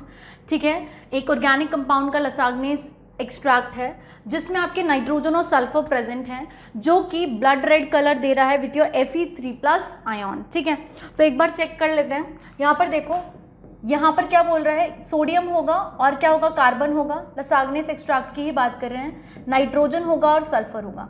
तो जब ये रिएक्शन होगी तो यहाँ पर क्या बनेगा, सोडियम थायोसाइनेट बनेगा, और जब आप Fe3+ आयन का रिएक्शन कराते हैं सोडियम थायोसाइनेट के साथ, तो आपको एक कॉम्प्लेक्स फॉर्मेशन देखने को मिलेगा। क्या मिलेगा, FeSCN2+, जो कि ब्लड रेड कलर शो करता है। कौन सा कलर शो करता है, ब्लड रेड कलर। ठीक है, तो यहाँ पर आपका आंसर क्या होना चाहिए, आपका आंसर होना चाहिए थर्ड ऑप्शन आपका आंसर होगा। तो यहाँ पर देखा हमने कि सोडियम थायोसाइनेट बनता है और Fe3+ आयन से रिएक्शन होने के बाद एक कॉम्प्लेक्स फॉर्मेशन होता है, जिसकी वजह से हमें ब्लड रेड कलर देखने को मिलता है। So third option is the right answer. ठीक है बच्चों, तो नेक्स्ट क्वेश्चन देख लेते हैं। नेक्स्ट क्वेश्चन क्या है, नेक्स्ट क्वेश्चन है identify the product in the following reaction. हमारे पास क्या है, बेंजीन डाइजोनियम क्लोराइड है, रिएक्शन करा रहे हैं Cu2Br2 in the presence of HBr। तो सीधा किसका फॉर्मेशन होगा, सबसे पहले ब्रोमोबेंजीन का। किसका फॉर्मेशन हो जाएगा, Cu2 Br2 in the presence of HBr, तो यहाँ पर फॉर्मेशन हो जाता है आपके ब्रोमोबेंजीन का, ठीक है। फर्दर हम इसका रिएक्शन कराते हैं Mg in the presence of dry ether, ठीक है, ग्रिगनार्ड बन जाएगा यहाँ पर, क्या बन जाएगा यहाँ पर MgBr, ठीक है, इस तरीके से। और जब आप इसका फर्दर हाइड्रोलिसिस करते हो तो यहाँ पर आपको बेंजीन मिलेगा और साथ ही मिलेगा MgOH होल Br, ठीक है। तो यहाँ पर फाइनली जो प्रोडक्ट बनता है दैट इज योर बेंजीन। तो first option is the right answer. चलिए नेक्स्ट क्वेश्चन की तरफ चलेंगे। नेक्स्ट क्वेश्चन ये था कि select the correct statements from the following. जो भी आपको स्टेटमेंट्स गिवन है ई तक, उनमें से करेक्ट स्टेटमेंट्स कौन कौन से हैं वो हमें देखना है। आपको बोल रहा है एटम्स ऑफ ऑल एलिमेंट्स, सारे एलिमेंट्स के जो एटम्स हैं वो कंपोज हैं 2 फंडामेंटल पार्टिकल से, जबकि 3 से कंपोज होते हैं, इलेक्ट्रॉन, प्रोटॉन और न्यूट्रॉन। तो ये वाला स्टेटमेंट तो गलत है, ठीक है। नेक्स्ट बोल रहा है the mass of the electron is 9.1 × 10⁻31 kg, यहाँ पर मल्टीप्लाई दिया नहीं, ठीक है। तो ये वाला स्टेटमेंट भी कैसा है आपका, ये वाला स्टेटमेंट भी आपका करेक्ट है। तो भाई ये स्टेटमेंट आपका करेक्ट है तो बी आपका करेक्ट हो जाएगा, ठीक है। तो यहाँ पर देखेंगे next question, all the isotopes of a given element show same chemical properties, ठीक है। सारे एलिमेंट्स के जो आइसोटोप्स हैं वो सेम केमिकल प्रॉपर्टी शो करते हैं, ये स्टेटमेंट भी बिल्कुल ठीक है। नेक्स्ट बोल रहा है कि प्रोटॉन और इलेक्ट्रॉन को हम कलेक्टिवली न्यूक्लियॉन्स बोलते हैं, ये गलत है। प्रोटॉन्स एंड न्यूट्रॉन्स को हम कलेक्टिवली क्या बोलते हैं, न्यूक्लियॉन्स, तो ये गलत हो गया। नेक्स्ट बोल रहा है कि जो डेल्टन्स की एटॉमिक थ्योरी थी वो रिगार्डेड थी the atom as an ultimate particle of matter, तो ये बिल्कुल सही है। जो पार्टिकल का जो मैटर का अल्टीमेट पार्टिकल है वो एटम है, डाल्टन ने बताया था, तो ये स्टेटमेंट भी करेक्ट है। करेक्ट स्टेटमेंट कौन कौन से हैं, B, C and E, so third will be the right answer, ठीक है। चलिए नेक्स्ट क्वेश्चन की तरफ चलेंगे। सॉलिड स्टेट से क्वेश्चन था, देख लेते हैं। एक कंपाउंड फॉर्म हो रहा है 2 एलिमेंट से मिलकर, जो कि है ए और बी, ठीक है। यहाँ पर बोल रहा है जो एलिमेंट बी है वो cubic close pack structure form कर रहा है। क्यूबिक क्लोज पैक स्ट्रक्चर बोलो या फेस सेंटर्ड बोलो या FCC बोल लो, तो यहाँ पर अगर हम बात करें CCP में कितने नंबर ऑफ एटम्स होते हैं एक यूनिट सेल में, वो होते हैं आपके 4 नंबर ऑफ एटम्स होते हैं एक यूनिट सेल में। तो अगर जो बी आपका एलिमेंट है वो CCP स्ट्रक्चर फॉर्म कर रहा है तो यहाँ पर बी के कितने एटम्स होंगे, 4 एटम्स होंगे।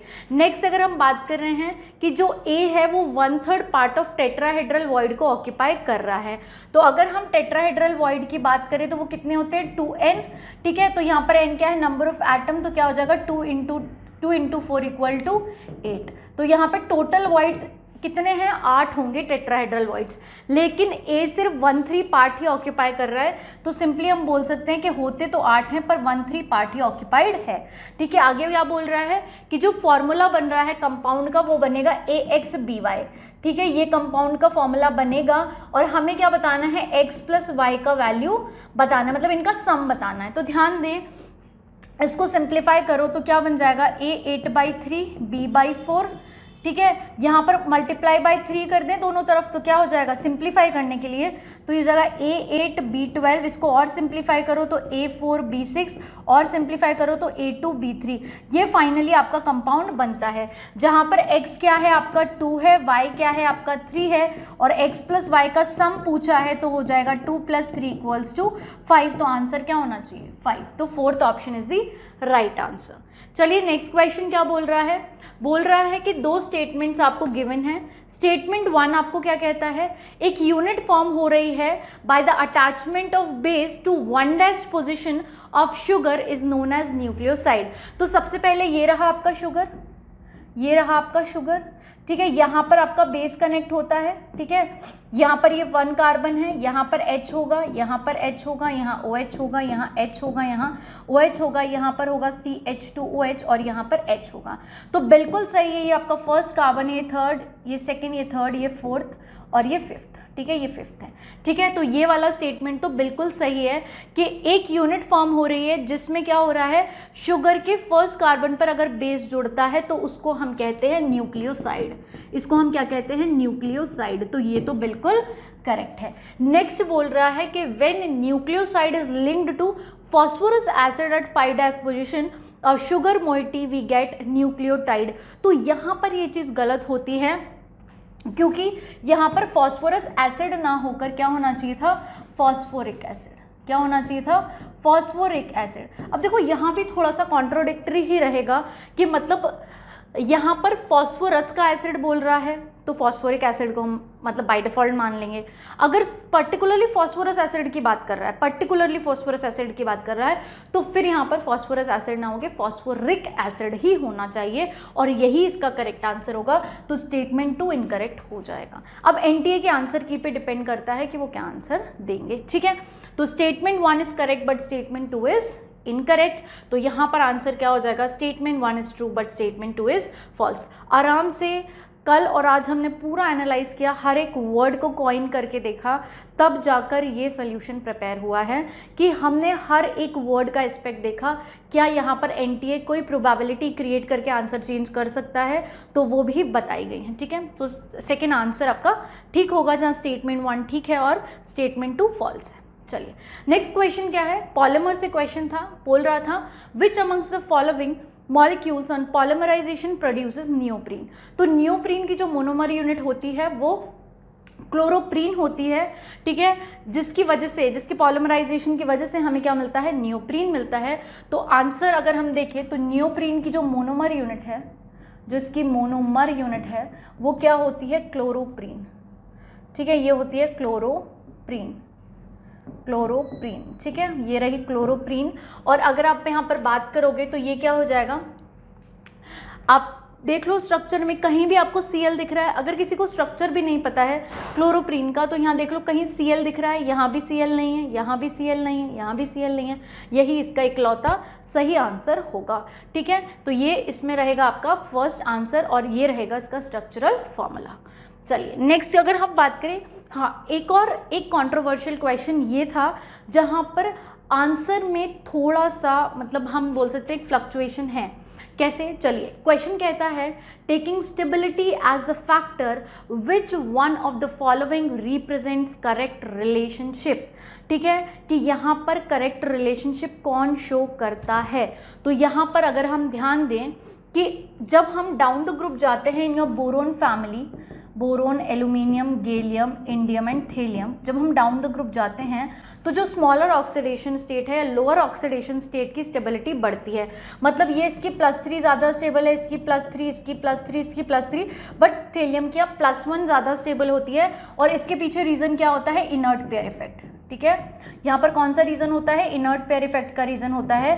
तो थेलियम की अब +1 ज़्यादा स्टेबल है। अब ध्यान देंगे अगर हम बात करें InI3 और InI की, तो यहाँ ये +3 में है और ये यहाँ +1 में है, तो ये तो बिल्कुल ठीक हो जाएगा, ये तो बिल्कुल ठीक हो जाएगा। AlCl यहाँ पे ये +1 में है, ये +3 में है, तो ये भाई स्टेबिलिटी इसकी ज़्यादा होनी चाहिए, इसकी कम होनी चाहिए, ये गलत हो गया। TlCl3 में देखो ये +3 में है, जबकि इसकी होनी क्या चाहिए, +1 ऑक्सीडेशन स्टेट इसकी ज़्यादा स्टेबल है, तो ये वैसे भी गलत हो जाएगा। अब यहाँ बात आती है TLI और TLI3 में। अगर आप देखो यहाँ TL +1 में है और यहाँ भी TL +1 में ही है, यहाँ भी TL +1 में ही है, क्योंकि यहाँ पर जब ये टूटता है तो ये TL +1 में और I3 माइनस में टूटता है, I3 माइनस में टूटता है। तो यहाँ पर हम इन दोनों को कंपेयर नहीं कर सकते, तो ये आंसर वैसे भी नहीं होगा। अगर एक फैक्टर ये काम कर सकता है कि एनटीए इसको भी सही मान ले, क्योंकि यहाँ पर TL +1 में है, ठीक है, दैट इज़ वाई इसकी स्टेबिलिटी ज़्यादा दे दी है उन्होंने, ठीक है, क्योंकि यहाँ पर तो 4 डिस्ट्रीब्यूशन हो गया I3 में, तो यहाँ पर इस केस में बोल सकते हैं। और दूसरी चीज़ अगर हम एग्जैक्ट देखें तो भाई फर्स्ट आंसर होना चाहिए, वो इसको आंसर दे सकते हैं एक केस में, बट आंसर तो यही बनेगा, ठीक है।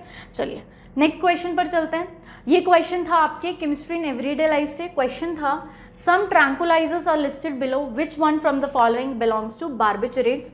थोड़ा सा थ्योरेटिकल बेस था, यहाँ चारों ऑप्शन ट्रैंकुलाइजर्स के थे, पर उनमें से जो बार्बिचरेट्स को बिलोंग कर रहा था वो था वेरोनल, तो थर्ड ऑप्शन इसका करेक्ट आंसर हो जाएगा। चलिए नेक्स्ट क्वेश्चन की तरफ चलते हैं। बोल रहा है कि which of the following statements are not correct, इनमें से कौन से स्टेटमेंट्स है जो कि करेक्ट नहीं है। तो फर्स्ट बोल रहा है hydrogen is use to reduce heavy metal oxides to metals, ठीक है। तो देखो हाइड्रोजन से जो नीचे आते हैं जैसे कॉपर हो गया, सिल्वर हो गया, गोल्ड हो गया, ये इनको तो रिड्यूस कर पाता है जो हेवी मेटल्स है, बट जो हाइड्रोजन के ऊपर आते हैं ये उनको रिड्यूस नहीं करता है। तो ये स्टेटमेंट ठीक है कि ये हेवियर मेटल्स को रिड्यूस कर देता है, ये हेवियर मेटल ऑक्साइड्स को मेटल में पहुंचा देता है। ठीक है, अब हम बोल रहे हैं heavy water is used to study reaction mechanism। Deuterium exchange की जो रिएक्शंस होती हैं वहाँ पर हम पढ़ते हैं हैवी वाटर का यूज़ होता है, तो ये स्टेटमेंट भी ठीक है। नेक्स्ट बोल रहा है कि हाइड्रोजन को हम यूज़ करते हैं to make saturated fat from oil. सबको पता होगा ना, जो वेजिटेबल ऑयल को हम डालडा में कन्वर्ट करते हैं वहाँ पर हम हाइड्रोजन का यूज़ लेते हैं, तो ये स्टेटमेंट भी करेक्ट है। और हमें वो बताना है कि इनमें से करेक्ट कौन सा नहीं है, कौन सा करेक्ट नहीं है। नेक्स्ट बोल रहा है the hydrogen bond dissociation enthalpy is lowest.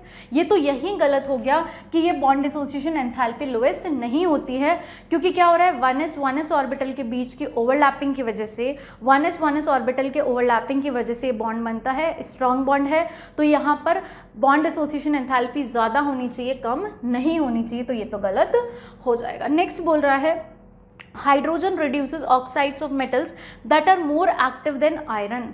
ठीक है, देखो आयरन के बाद अगर हम बात करें, ठीक है, तो मोर एक्टिव देन आयरन, तो हमने तो पहले ही बोल दिया था जो हाइड्रोजन से ऊपर वाले मेटल्स होते हैं ये उनको रिड्यूस नहीं करता है, जैसे हाइड्रोजन के नीचे वाले हैं तो उनको रिड्यूस करता है और खुद ऑक्सीडाइज हो जाता है, तो ये वाला स्टेटमेंट भी गलत हो जाता है। सो डी एंड ई आपके इनकरेक्ट होंगे, सो second will be the right answer. ठीक है, चलिए नेक्स्ट चलते हैं। नेक्स्ट बोल रहा है आपका question, intermolecular forces are forces of attraction and repulsion between interacting particles that will include. तो सबसे पहली इंटरमॉलिक्यूलर फोर्सेस, दो मॉलिक्यूल्स के बीच में लगने वाले फोर्स को हम इंटरमॉलिक्यूलर फोर्स बोलेंगे। यहाँ देखो डाइपोल फोर्सेस, दो पोलर मॉलिक्यूल हैं उनके बीच में अगर फोर्सेस हैं तो ये आपके इंटरमॉलिक्यूलर फोर्सेस कहलाते हैं, बिल्कुल ठीक है। यहाँ बोल रहे हैं डाइपोल इंड्यूस्ड डाइपोल, अगर एक पोलर मॉलिक्यूल है एक नॉन पोलर है तो जो वहाँ पर क्या होगा मॉलिक्यूल के बीच में लगने वाला force dipole induced dipole force हो सकता है, बिल्कुल ठीक है, ये भी एक इंटरमॉलिक्यूलर फोर्स है।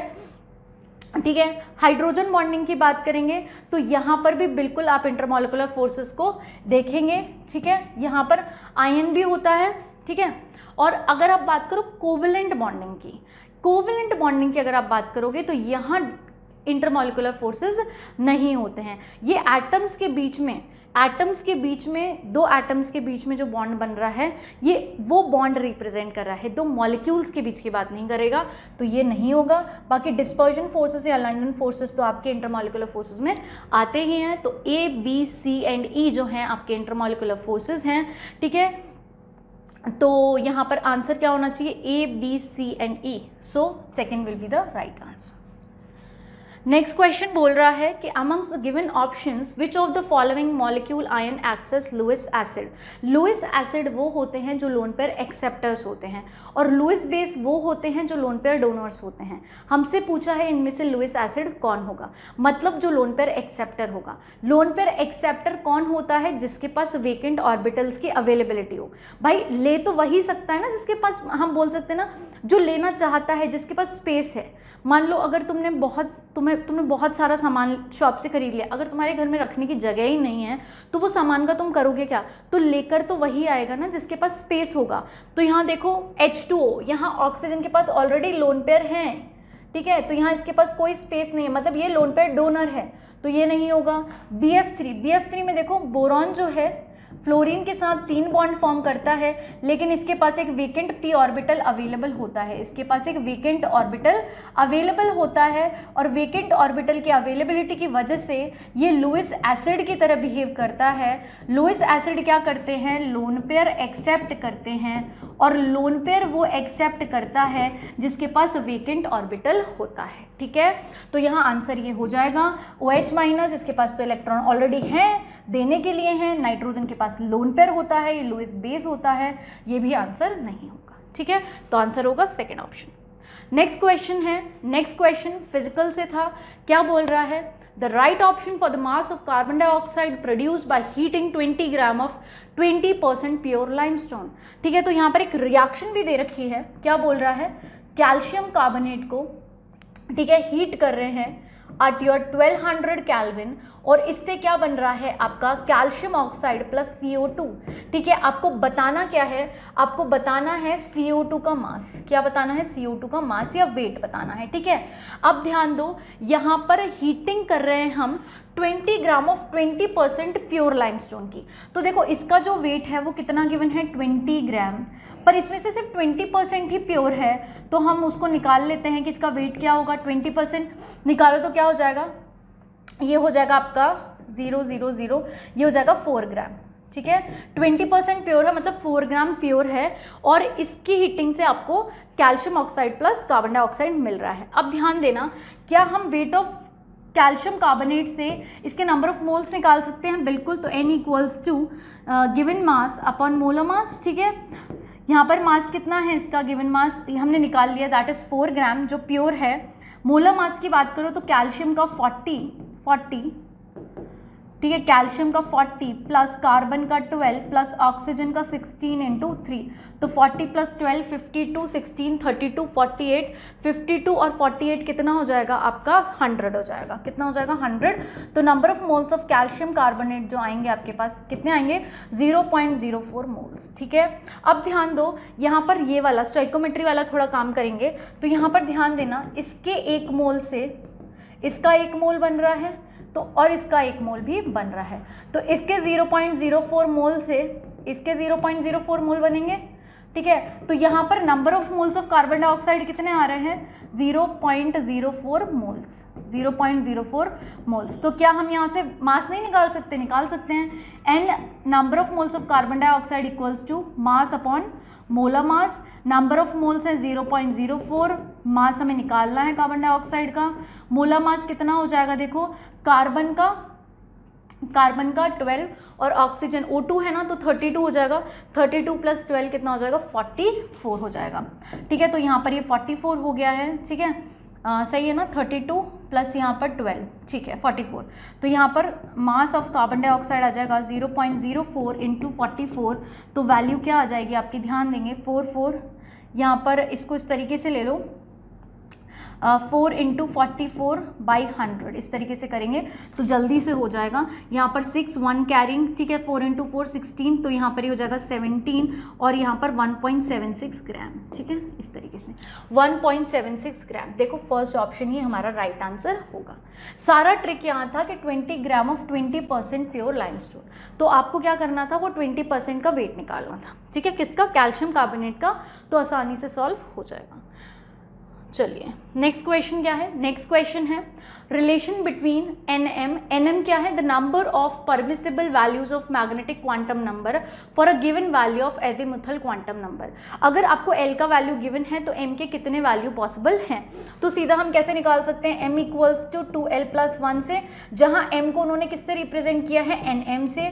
ठीक है, तो हम इसको एनएम लिख देते हैं। एम इक्वल्स टू क्या दे रखा है उन्होंने? एनएम, इस तरीके से। ठीक है, 2l+1, एल का वैल्यू निकालना है तो क्या हो जाएगा यहाँ पर? देखो 2l is equals to nm-1, ठीक है, nm-1, तो l का वैल्यू क्या हो जाएगा? nm-1/2। तो आंसर क्या होना चाहिए? 4th will be the right answer. ठीक है, चलिए नेक्स्ट क्वेश्चन की तरफ चलते हैं। The stability of Cu2+ is more than Cu+ salts in aqueous solution due to. ठीक है, ऐसा क्यों है कि Cu2+ की ज़्यादा स्टेबिलिटी होती है देन Cu+ सॉल्ट? देखो कई बार बच्चा क्या सोचता है, जैसे Cu2+ है और Cu+1 है। वैसे हम कॉपर की बात करें तो इसका atomic number 29, electronic configuration 3d10 and 4s1। ध्यान देना, इसका होता है 3d9 एंड 4s0 और इसका होता है 3d10 एंड 4s0। अब बच्चों को क्या लगता है कि Cu+1 ज़्यादा स्टेबल होगा, इसके पास कंप्लीटली फिल्ड डी ऑर्बिटल है, और ये जो है ये कम स्टेबल होगा। लेकिन होता क्या है कि जो Cu+1 से Cu+2 में जब ये आता है ना, तो कुछ ना कुछ एनर्जी रिक्वायर्ड होती है। तो यहाँ पर हाइड्रेशन एनर्जी इतनी ज़्यादा होती है कि जो Cu+1 से Cu2+ में कन्वर्ट होने के लिए एनर्जी रिक्वायर्ड होती है ना, वो भी यहाँ पर उससे ही मिल जाती है। तो हाइड्रेशन एनर्जी हम बोल सकते हैं कि एक ऐसा फैक्टर है, ठीक है, जिसकी वजह से Cu2+ की स्टेबिलिटी ज़्यादा होती है एज कम्पेयर टू Cu+1। चलिए नेक्स्ट क्वेश्चन है, आपसे क्या बोल रहा है कि which one of the following statements are correct? इनमें से कौन सा स्टेटमेंट है जो कि करेक्ट है? बोल रहा है आपसे all enzymes that utilize the ATP in phosphate transfer require calcium as the cofactor, जबकि कैल्शियम नहीं, यहाँ पे कौन सा होता है कोफैक्टर, मैग्नीशियम। ठीक है, तो ये गलत हो गया। यहाँ बोल रहा है कि the bone in human body is an inert and unchanging substance.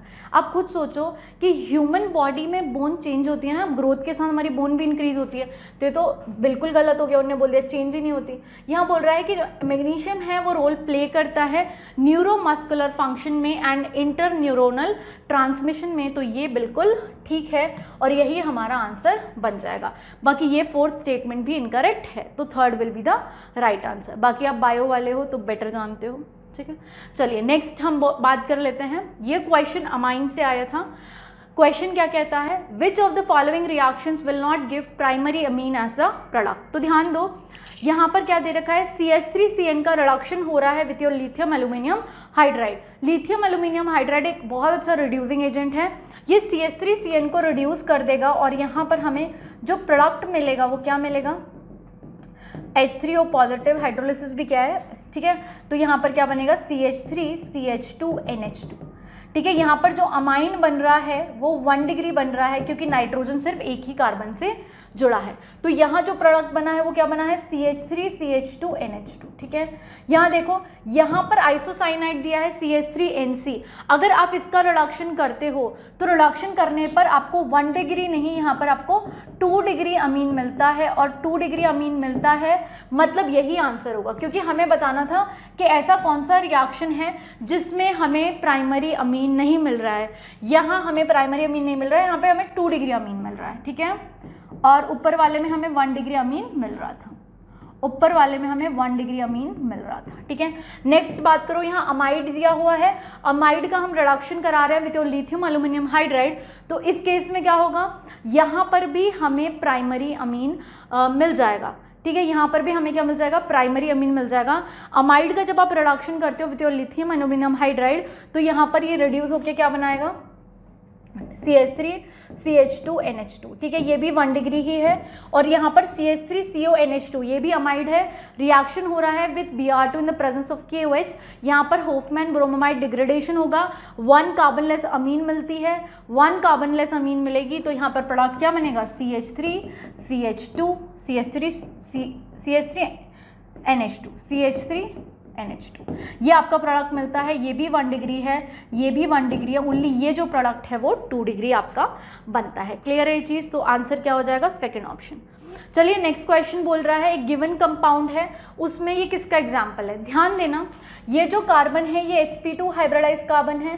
ठीक है, यहाँ पर ये वाला जो कार्बन है ये भी sp2 हाइब्रिडाइज कार्बन है। जब हम बोलते हैं कि sp2 हाइब्रिडाइज से जुड़ा हुआ sp3 हाइब्रिडाइज्ड कार्बन जिससे हेलोजन जुड़ा हो, ठीक है, ये कौन सा कार्बन कहलाता है, this is your allylic carbon, this is your allylic position या एलाइलिक कार्बन, ये एलाइलिक पोजीशन है। या फिर हम ऐसे बोलते हैं sp2 हाइब्रिडाइज से जस्ट जुड़ा हुआ कार्बन, उस पर अगर कोई भी ग्रुप लगा है तो वो एलाइलिक पोजीशन कहलाती है। ये आपका एलाइलिक कार्बन है, तो हम बोल रहे हैं कि यहाँ X लगा हुआ है मतलब हेलोजन लगा हुआ है, तो ये कौन सा हेलाइड होगा, ये एलाइलिक हेलाइड होगा। डबल बॉन्ड से जुड़ा होता तो विनाइलिक हेलाइड, रिंग से डायरेक्ट जुड़ा होता तो अराइल हेलाइड, अगर रिंग के साथ एक कार्बन के बाद जुड़ा होता हेलोजन तो वो कौन सा हेलाइड हो जाता, बेंजाइल हेलाइड। तो यहाँ पर क्या है, sp2 हाइब्रिडाइज से नेक्स्ट कार्बन जो कि sp3 हाइब्रिडाइज है उससे आपका हेलोजन जुड़ा है, तो ये आपका एलाइल हेलाइड होगा, तो second will be the right answer. चलिए नेक्स्ट क्वेश्चन क्या है, नेक्स्ट क्वेश्चन है आपका कंप्लीट द फॉलोइंग रिएक्शन। ध्यान देना, यहाँ पर रिएक्शन इस तरीके से होगी, यहाँ पर ये रही आपके पास रिंग, यहाँ डबल बॉन्ड है, रिएक्शन हो रहा है HCN के साथ, तो यहाँ फॉर्मेशन किसका हुआ है, साइनोहाइड्रीन का। किसका फॉर्मेशन हुआ है, साइनोहाइड्रीन का। यहाँ पर OH है, यहाँ पर CN है। अब हमने क्या किया, यहाँ कॉन्सेंट्रेटेड H2SO4 डाला और यहाँ पर हीटिंग किया। सबसे पहले तो क्या होता है, वाटर का रिमूवल, यहाँ हाइड्रोजन होगा, यहाँ से हाइड्रोजन, यहाँ OH बाहर निकला, वाटर का रिमूवल हुआ। जैसे ही वाटर का रिमूवल हुआ, यहाँ एक डबल बॉन्ड का फॉर्मेशन होगा, यहाँ डबल बॉन्ड बना, और जैसे ही वाटर निकला तो CN का हाइड्रोलिसिस हो जाता है, और CN का जब हाइड्रोलिसिस होता है तो ये कार्बोक्सिलिक एसिड में कन्वर्ट हो जाता है, कार्बोक्सिलिक ग्रुप में कन्वर्ट हो जाता है। तो आंसर क्या बनेगा, थर्ड ऑप्शन। चलिए नेक्स्ट क्वेश्चन क्या बोल रहा है, homoleptic complex from the following complexes. आपको ऐसा कॉम्प्लेक्स बताना है जिसमें लिगेंड सेम हो। अगर लिगेंड सेम है किसी कोऑर्डिनेशन कॉम्प्लेक्स में तो वो होमोलेप्टिक कॉम्प्लेक्स है। अगर उसमें वैरायटी ऑफ लिगेंड्स है, एक से ज़्यादा टाइप के लिगेंड है, तो वो हेटेरोलेप्टिक कॉम्प्लेक्स होगा। तो हमें ऐसा कॉम्प्लेक्स बताना है जिसमें एक ही टाइप का लिगेंड है, वो होमोलेप्टिक कॉम्प्लेक्स कहलाएगा। ध्यान दो, पहले बोल रहा है कॉम्प्लेक्स में डाईअमीनो, क्लोरिडो, नाइट्राइटो। तो भाई अमीन भी आ गया, क्लोरिडो भी आ गया, नाइट्राइटो भी आ गया, 3 टाइप के लिगेंड है, तो ये हेटेरोलेप्टिक कॉम्प्लेक्स है, तो आंसर गलत है। नेक्स्ट बोल रहा है अमीन, पेंटामीन है, कार्बोनेटो आ गया, 2 टाइप के लिगेंड है, ये भी हमारा आंसर नहीं होगा, ये भी एक हेटेरोलेप्टिक कॉम्प्लेक्स है। नेक्स्ट बोल रहा है टेट्रामीन, ट्राई एक्वा, ठीक है, तो यहाँ अमीन और एक्वा 2 टाइप के लिगेंड है, ये भी एक हेटेरोलेप्टिक कॉम्प्लेक्स है, ये भी आंसर नहीं होगा। यहाँ बोल रहा है पोटाशियम ट्राईऑक्सलेटो एल्यूमिनेट, ये सेंट्रल मेटल एटम है, ये आपका लिगेंड है, this is your ligand, this is your central metal atom, ठीक है, और ये जो है ये काउंटर आयन है, इसको कोई लिगेंड मत समझ लेना, ये काउंटर आयन है, तो एक ही लिगेंड है, ठीक है, देयरफॉर हम इसको बोल सकते हैं कि ये आपका होमोलेप्टिक कॉम्प्लेक्स है। कैसा कॉम्प्लेक्स है? Homoleptic complex. तो आंसर क्या हो जाएगा? 4th option will be the right answer. चलिए नेक्स्ट क्वेश्चन क्या बोल रहा है कि आपको weight of 2 moles of organic compound which is obtained by heating sodium ethanoate with sodium hydroxide in presence of calcium oxide. तो रिएक्शन कराओ सबसे पहले, सोडियम इथेनोएट ये रहा, ठीक है, प्लस यहाँ पर NaOH सोडियम हाइड्रोक्साइड, किसके प्रेजेंस में? कैल्शियम ऑक्साइड के प्रेजेंस में। तो यहाँ प्रोडक्ट क्या बनता है? मीथेन, प्लस यहाँ पर बनता है Na2CO3, ठीक है। ध्यान दो, 2 मोल बन रहा है ऑर्गेनिक कंपाउंड यही है ना, हाइड्रोकार्बन, तो 2 मोल मीथेन बन रहा है, तो यहाँ पर इसको भी 2 मोल ही रहे होंगे। तो हमें क्या बताना है? इस 2 मोल ऑर्गेनिक कंपाउंड का हमें वेट बताना है, हमें इसका वेट बताना है। Number of moles equals to given mass upon molar mass, हमें वेट बताना है। नंबर ऑफ मोल्स हमें पता है 2 है, मोलर मास कितना होता है? मोलर मास क्या होगा? 12 + 4 16 हो जाएगा, तो वेट कितना आ जाएगा? 32 ग्राम्स। कितना आ जाएगा? 32 ग्राम्स। तो आंसर क्या होगा? फर्स्ट ऑप्शन आंसर होगा। नेक्स्ट क्वेश्चन है, देखो यहाँ पर क्या बोल रहा है, कंसिडर द फॉलोइंग रिएक्शन, ठीक है, हमें इस रिएक्शन को कंसिडर करना है। तो यहाँ देखो, ये इस तरीके से आपको रिंग दी हुई है, ठीक है, ये रिंग है, यहाँ पर लगा हुआ है CH2, यहाँ पर O, इसके साथ एक और रिंग इस तरीके से लगी हुई है। इसका रिएक्शन किसके साथ हो रहा है? HI और हीटिंग। ध्यान दो, यहाँ H+ है, I- है, ठीक है। यहाँ ऑक्सीजन के पास क्या होंगे? लोन पेयर, ये इसको अप्रोच करेगा और प्रोटोनेट हो जाएगा, और जैसे ही ये प्रोटोनेट हो जाएगा तो यहाँ पर क्या बन जाएगा? CH2, यहाँ पर O, और यहाँ पर हाइड्रोजन आ गया पॉजिटिव, यहाँ पर ये रही आपकी रिंग, ठीक है। ध्यान दो, अब ऑक्सीजन वापस से हाइड्रोजन से इलेक्ट्रॉन तो लेगा नहीं, तो ये क्या करता है? यहाँ से बॉन्ड के इलेक्ट्रॉन खींचता है, क्योंकि ऑक्सीजन पर पॉजिटिव स्टेबल नहीं है। दैट इज वाई यहाँ पर क्या, देखो इस तरीके की सिचुएशन बन गई, यहाँ कार्बोकेटाइन का जनरेशन हो गया, और यहाँ पर क्या बन गया? साथ ही आपको ये एक फिनॉल बन गया, ठीक है। अब ध्यान दो, अब यहाँ से I- आता है, यहाँ से I- आएगा और इस पर अटैक करेगा, और फाइनली जो आपका प्रोडक्ट बनता है वो क्या बन जाएगा? यहाँ पर ये आपका फाइनल प्रोडक्ट बनेगा इस तरीके से, यहाँ पर CH2I, और एक तो यही था, तो एक तो ये बन जाएगा, और दूसरा प्रोडक्ट आपका ये रहेगा, ठीक है। तो देख लो कहाँ पर दिख रहा है आपको? CH2I यहाँ दिख रहा है मुझे, ठीक है। A आपका CH2I बना है, और B आपका बना है ये फिनॉल, ठीक है, ये चीज़ ठीक है। तो यहाँ क्या होगा? सेकेंड ऑप्शन आपका सही आंसर हो जाएगा। देखो बाकी कहीं तो CH2I बन ही नहीं रहा है, सिर्फ इसमें ही बन रहा है, तो यही आंसर होगा, ठीक है। सही चल रहा है ना वीडियो? ठीक है, चलिए आगे चलते हैं। नेक्स्ट क्वेश्चन है, why amongst the following will be most readily dehydrated under acidic condition? Most readily मतलब कौन आसानी से डिहाइड्रेट हो जाएगा, मतलब आसानी से वाटर निकल जाएगा, ठीक है। तो एसिडिक कंडीशन है, तो क्या होगा? ऑक्सीजन प्रोटोनेट कर जाएगा, वाटर मॉलिक्यूल रिमूव हो जाएगा, जिसकी वजह से कार्बोकेटाइन का जनरेशन होगा। अब ध्यान दो, फर्स्ट ऑप्शन में अगर आप देखोगे तो जैसे H पॉजिटिव है, एसिडिक मीडियम है, ऑक्सीजन के पास लोन पेयर है, इसने इसको अप्रोच किया, प्रोटोनेट हो गया, तो जब वाटर बाहर निकलेगा यहाँ कार्बोकेटाइन जनरेट होगा, ठीक है, यहाँ कार्बोकेटाइन जनरेट होगा। अब यहाँ पर ध्यान देना, यहाँ पर भी सेम चीज़ होगी, यहाँ कार्बोकेटाइन जनरेट हो जाएगा, यहाँ कार्बोकेटाइन जनरेट हो जाएगा, यहाँ कार्बोकेटाइन जनरेट हो जाएगा। अब ध्यान दो, यहाँ पर जो है इलेक्ट्रॉन विड्रॉइंग ग्रुप लग रहा है, यहाँ पर भी इलेक्ट्रॉन विड्रॉइंग ग्रुप लग रहा है, यहाँ पर भी इलेक्ट्रॉन विड्रॉइंग ग्रुप लग रहा है, लेकिन यहाँ पर नहीं है वो NO2। NO2 एक बहुत अच्छा इलेक्ट्रॉन विड्रॉइंग ग्रुप है और इलेक्ट्रॉन विड्रॉइंग ग्रुप कार्बोकेटाइन की स्टेबिलिटी को डिक्रीज करता है या कम करता है। दैट इज वाई हम बोलते हैं कि यहाँ पर इन तीनों में स्टेबिलिटी कम होगी, भाई इसकी स्टेबिलिटी ज़्यादा होगी और ये आसानी से डिहाइड्रेट हो जाता है। अगर आप सेकेंड लॉजिक ये लगाते हैं, देखो जैसे फर्स्ट स्ट्रक्चर में हम एक एक्सप्लेनेशन ये भी दे सकते थे, बिल्कुल यहाँ पर OH है, यहाँ पर OH है, यहाँ पर हाइड्रोजन दिया है, यहाँ CH3 दिया हुआ है, ठीक है, यहाँ भी CH3। अब ध्यान देना कि यहाँ से हाइड्रोजन और यहाँ से OH, या फिर इसको इस तरीके से दिखाऊं, यहाँ से हाइड्रोजन और यहाँ से OH बाहर निकालो, ठीक है। और अगर हम बात करें कि यहाँ पर इसको ऐसे ले लो, यहाँ पर कार्बन CH2, यहाँ पर हाइड्रोजन, ठीक है। अब ध्यान देना कि यहाँ से हाइड्रोजन और यहाँ से ऑक्सीजन OH बाहर निकलता, एसिड का प्रेजेंस है ना, तो वाटर तो बाहर निकले गई। तो यहाँ से अगर ये सिचुएशन बनती और वाटर के 2 मोल्स इस तरीके से निकल जाते हैं, तो यहाँ पर देखो कुछ इस तरीके से नहीं बनता, यहाँ डबल बॉन्ड और यहाँ डबल बॉन्ड, और यहाँ कॉन्जुगेशन भी है तो स्टेबिलिटी होगी, तो यहाँ पर आसानी से डिहाइड्रेशन हो जाएगा, ठीक है। तो first option is the right answer. Next question चलेंगे। नेक्स्ट क्वेश्चन क्या बोल रहा है, इक्विलिब्रियम कॉन्सेंट्रेशंस आपको गिवन है of the species in the reaction A plus B is in equilibrium with your C plus D are 2, 3, 10 and 6 मोल पर litre. तो सबसे पहले कॉन्सेंट्रेशन ऑफ A कितना गिवन है, 2 मोल पर लीटर। कॉन्सेंट्रेशन ऑफ B कितना गिवन है, 3 मोल पर लीटर, ठीक है। और कॉन्सेंट्रेशन ऑफ C कितना गिवन है आपको, 10 मोल पर लीटर। और कॉन्सेंट्रेशन ऑफ D कितना गिवन है आपको, 6 मोल पर लीटर, ठीक है। और ये टेम्परेचर गिवन है 300 केल्विन। आपको निकालना क्या है, डेल्टा G0 का वैल्यू निकालना है।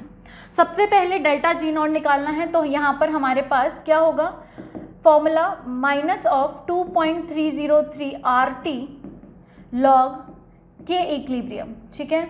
अब देखो इक्विलिब्रियम कांस्टेंट हम निकालते कैसे हैं, के EQ कैसे निकालते हैं, concentration of product upon concentration of reactant. तो concentration of C upon concentration of C into concentration of D divided by concentration of A upon concentration of B। तो क्या आ जाएगा, concentration of C कितना है 10, concentration of D कितना है 6, concentration of A कितना है 2, concentration of B कितना है 3। तो ये आ जाएगा 60/6 इक्वल्स टू 10, कितना आ जाएगा 10। अब के EQ का वैल्यू आ गया, तो यहाँ हम वैल्यू सब्सिट्यूट कर सकते हैं। देखो delta G0 is equals to minus of 2.303, R का वैल्यू गिवन है 2 कैलोरी पर मोल केल्विन, क्योंकि यहाँ जो आंसर आ रहा है वो कैलोरी में ही आ रहा है, तो इंटू 2। टेम्परेचर आपको केल्विन में दे ही रखा है 300, यहाँ पर लॉग 10 का वैल्यू, के EQ का वैल्यू आया ना 10, तो 10 रख देंगे। सॉल्व करें उसको तो क्या आएगा, माइनस 2.303 को एज इट इज रखो, इनटू ये वैल्यू हो जाएगी 300 इंटू 2, तो ये वैल्यू हो गई 600। लॉग 10 का वैल्यू तो 1 हो जाएगा, ठीक है। अब ध्यान देना delta G0 is equals to minus 2 double 0 है ना, तो 100 है, तो यहाँ 2 डेसिमल वैसे भी कम हो जाएंगे, तो यहाँ पर ये हो जाएगा 230.3 इंटू 6, तो वैल्यू क्या आ जाएगी 6 इंटू 3 8, 1 कैरिंग 601, यहाँ पर 6 इंटू 3 1 कैरिंग 8, यहाँ पर 12 और ये 13, तो यहाँ पर कितने के बाद डेसिमल आएगा, 1 डिजिट के बाद डेसिमल, और आंसर किस में आएगा, कैलोरी में, 1381.8 कैलोरी, ठीक है। और माइनस का साइन तो रहेगा ही, ठीक है। तो आंसर क्या बनेगा, second will be the right answer. चलिए नेक्स्ट क्वेश्चन पर चलते हैं। नेक्स्ट क्वेश्चन है, ये आपके इन्वायरमेंटल से था ये क्वेश्चन। क्या बोल रहा है, statement 1, the nutrient deficient water bodies lead to eutrophication. ऐसा नहीं होता है, जो कि न्यूट्रिएंट एक्सेस में होते हैं वाटर में, वहाँ हमें यूट्रोफिकेशन देखने को मिलेगा। तो यहाँ डेफिशिएंट ना होकर एक्सेस होना चाहिए, ठीक है। तो ये तो गलत हो गया। नेक्स्ट क्या बोल रहा है, eutrophication leads to decrease in level of oxygen in the water bodies. तो वहाँ पर ये स्टेटमेंट बिल्कुल सही है कि बायोलॉजिकल ऑक्सीजन डिमांड है जो बढ़ जाती है यूट्रोफिकेशन की वजह से। प्लांट्स को सफिशिएंट अमाउंट ऑफ ऑक्सीजन नहीं मिल पाता ड्यू टू यूट्रोफिकेशन, तो वहाँ पर क्या हो रहा है, लेवल ऑफ ऑक्सीजन की कमी होती है। तो ये स्टेटमेंट करेक्ट है। So statement 1 is wrong but statement second is true. Statement 1 is incorrect but statement 2 is true, ठीक है। नेक्स्ट क्वेश्चन पर चलते हैं, बहुत डायरेक्ट क्वेश्चन था, थर्मो से क्वेश्चन है, बोलता है which amongst the following options is the correct relation between change in enthalpy and change in internal energy, and change in enthalpy मतलब delta H and change in internal energy मतलब delta U में क्या relation है, तो सीधा ही relation है delta H equals to delta U plus delta N G R T. यही देखो इकलौता ऐसा रिलेशन है जो सीधा ही हम पढ़ते हैं, फॉर्मूला ही पूछ लिया यार सीधा सीधा।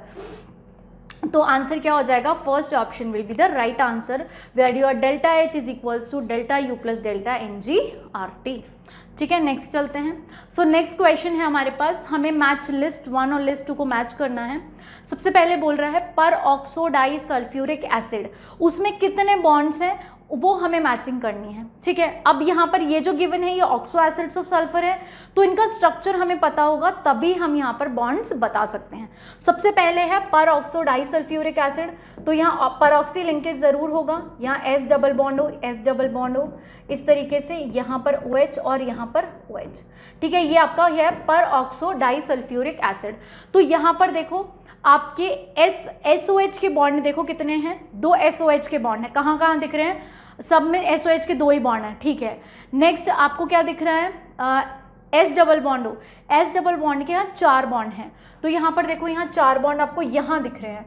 ठीक है, और यहाँ पर बोल रहा है कि SOOS का 1 बॉन्ड है, वो सिर्फ हमें एक ही ऑप्शन में मिल रहा है। देखो यहाँ 2 SOH बॉन्ड है, ये बिल्कुल सही है, 4 S डबल बॉन्ड O है के बॉन्ड से बिल्कुल सही है, और एक परऑक्सी लिंकेज है वो भी हमें यहाँ दिख रहा है, तो A belongs to your third option, A belongs to your third option.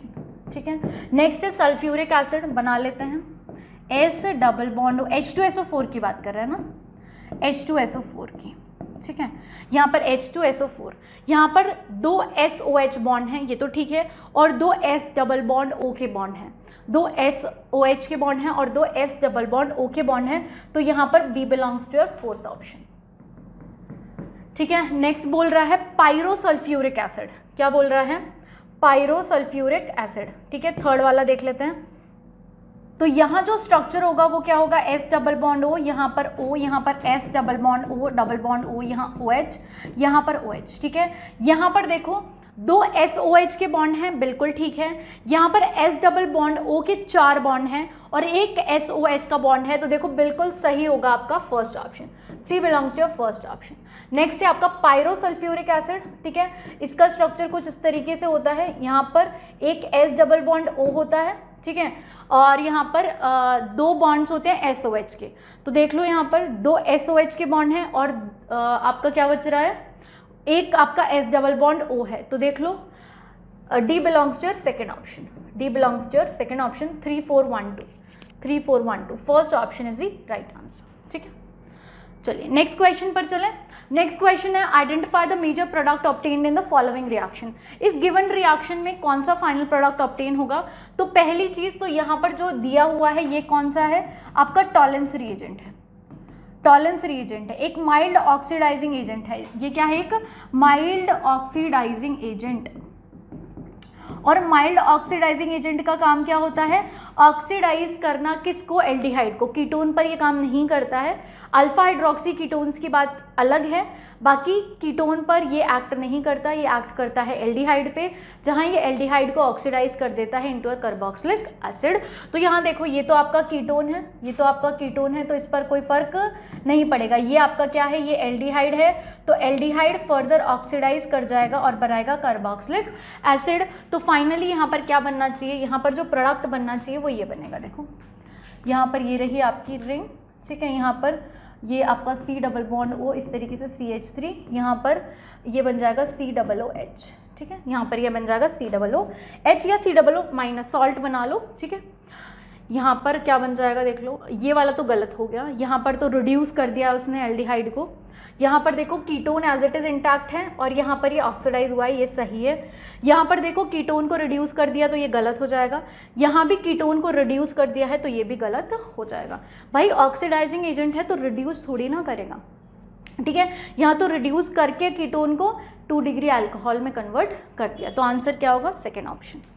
Next है pumice stone is an example of, तो प्यूमिस स्टोन जो एग्जाम्पल है वो सॉलिड सोल का एग्जाम्पल है, जहाँ जो डिस्पर्स्ड फेज होता है वो आपका गैस होता है, डिस्पर्जन मीडियम जो होता है वो आपका क्या होता है, सॉलिड होता है, और इसको हम सॉलिड सोल बोलते हैं। तो आंसर क्या होगा, second will be the right answer. चलिए नेक्स्ट क्वेश्चन क्या बोल रहा है, the reaction that does not take place in blast furnace between 900 to 1500 kelvin temperature range during extraction of iron. Iron के एक्सट्रैक्शन में, ठीक है, आपको बोल रहा है कि कौन सी रिएक्शन है जो कि ब्लास्ट फर्नेस में 900 से 1500 केल्विन के बीच में नहीं होती। तो देखो ये वाला जो रिएक्शन है ये तो होता है, यहाँ पर ये रिएक्शन भी होता है और ये नहीं होता, ये भी होता है, ये भी होता है, ये भी होता है, लेकिन ये नहीं होता क्योंकि ये वाला जो रिएक्शन है 500 से 800 केल्विन के बीच में होता है। ठीक है, तो यहाँ पर ये वाला ही आंसर बनेगा, क्योंकि क्या बोल रहा था, नॉट करेक्ट। तो fourth option will be the right answer. चलिए मेटलर्जी से था ये सवाल। नेक्स्ट क्वेश्चन बोलता है कि which of the following statements are incorrect, इनमें से कौन से स्टेटमेंट है जो इनकरेक्ट होंगे। चलिए फर्स्ट स्टेटमेंट बोल रहा है कि all the transition metals except scandium form MO oxides which are ionic. ये बिल्कुल सही है, क्योंकि स्कैंडियम सिर्फ एक ही स्टेट में एग्जिस्ट करता है +3, और यहाँ पर ये Sc2O3 टाइप ऑफ ऑक्साइड बनाता है, तो ये बिल्कुल सही है। स्कैंडियम के अलावा जो सारे ट्रांजिशन मेटल्स हैं वो फॉर्म करते हैं MO oxides which are ionic. ठीक है, चलिए ये वाला तो ठीक है। यहाँ पर अगर हम बात करें नेक्स्ट में, इसमें बोल रहा है जो हाईएस्ट ऑक्सीडेशन नंबर है corresponding to group number in transition metal oxides is attained in scandium 2O3 to Mn2O7। क्या है इसका मतलब समझेंगे। देखो अलोंग द पीरियड जब आप जा रहे हो तो, या फिर ग्रुप की बात करो, ग्रुप नंबर 3, 4, 5, 6, 7, 8, ठीक है, scandium, titanium, vanadium, chromium, manganese, iron. ठीक है, अगर हम इसके हाईएस्ट ऑक्सीडेशन स्टेट की बात करें +3, इसकी +4, इसकी +5, इसकी +6, इसकी +7। अब यहाँ पर Fe Mn के बाद देखो इसकी +3 होती है हाईएस्ट ऑक्सीडेशन स्टेट, +3 होगी। अब ध्यान देना, बोल क्या रहा था कि oxidation number corresponding to the group number in transition metal oxides is attained in Sc2O3 to Mn2O7। बिल्कुल सही है। स्कैंडियम टू मैंगनीज तक जा रहे हैं, तो ये देखो ऑक्सीडेशन स्टेट हाईएस्ट वाली आपको दिख रही है रेंज, लेकिन मैंगनीज के बाद वो फॉलो नहीं होती है, तो ये स्टेटमेंट भी बिल्कुल सही है।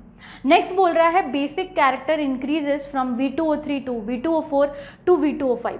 ध्यान देना, यहाँ पर जो V2O3 है ये यहाँ वेनेडियम का ऑक्सीडेशन स्टेट +3, यहाँ पर +4, यहाँ पर +5। ठीक है, तो ऑक्सीडेशन इंक्रीज करने के साथ एसिडिक कैरेक्टर इंक्रीज करता है, ना कि बेसिक कैरेक्टर। तो ये गलत है, ये गलत है।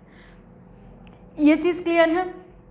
चलिए, तो यहाँ पर अगर आप देखोगे next statement V2O4 dissolves in acids to give VO4 3- salt, तो यहाँ V2O4 ना होके क्या होना चाहिए था, V2O5। ठीक है, तो ये भी गलत है। नेक्स्ट क्या बोल रहा है, CrO is basic but Cr2O3 is amphoteric, so this statement is also correct. So we can simply say that your A, B and E 3 statements are correct and 2 statement C and D are incorrect. तो हमारा answer क्या होना चाहिए, only incorrect options will be the right answer. So C and D are incorrect, so second will be the right answer. ठीक है, चलिए next question पर चलते हैं। नेक्स्ट क्वेश्चन क्या है हमारे पास, यहाँ पे पूछ रहा है consider the following compounds and species. तो यहाँ पर हमारे पास वैरायटी ऑफ कंपाउंड्स हैं और हमसे बोल रहा है कि ये 7 कंपाउंड्स में से the number of compound species which obey Huckel's rule. तो देखो बच्चों, हकल्स रूल क्या कहता है, हकल्स रूल कहता है ऐसे कंपाउंड्स या ऐसी स्पीशीज जिनमें क्या हो, कॉन्जुगेशन हो, sp2 हाइब्रिडाइज कार्बन होने चाहिए सारे। नेक्स्ट हम बात करें, यहाँ पर उनमें होना चाहिए 4n+2 पाई इलेक्ट्रॉन। क्या होने चाहिए, 4n+2 पाई इलेक्ट्रॉन। अब देखो हक्कल ने दोनों कहानी बोली थी, एरोमेटिक के लिए भी और एंटी एरोमेटिक के लिए। जहाँ उन्होंने बोला था कि वो कंपाउंड्स एरोमेटिक होंगे जो कि 4n+2 पाई इलेक्ट्रॉन्स को सेटिस्फाई करते हैं, इस फैक्टर को सेटिस्फाई करते हैं, और एंटी एरोमेटिक वो होंगे जो आपके 4n पाई इलेक्ट्रॉन को सेटिस्फाई करते हैं। लेकिन उन्होंने यहाँ पे एक जनरलाइज स्टेटमेंट बोला है कि the number of compounds and species species which obey Huckel's rule. अब उन्होंने स्पेसिफाई नहीं किया, एरोमेटिक के लिए पूछ रहे हैं, एंटी एरोमेटिक के लिए, तो दो पॉसिबिलिटी बन सकती हैं कि एनटीए आपको एरोमेटिक के हिसाब से आंसर दे दे, या ये भी पॉसिबिलिटी बन सकती है कि वो एंटी एरोमेटिक प्लस एरोमेटिक के सम के हिसाब से आंसर दें।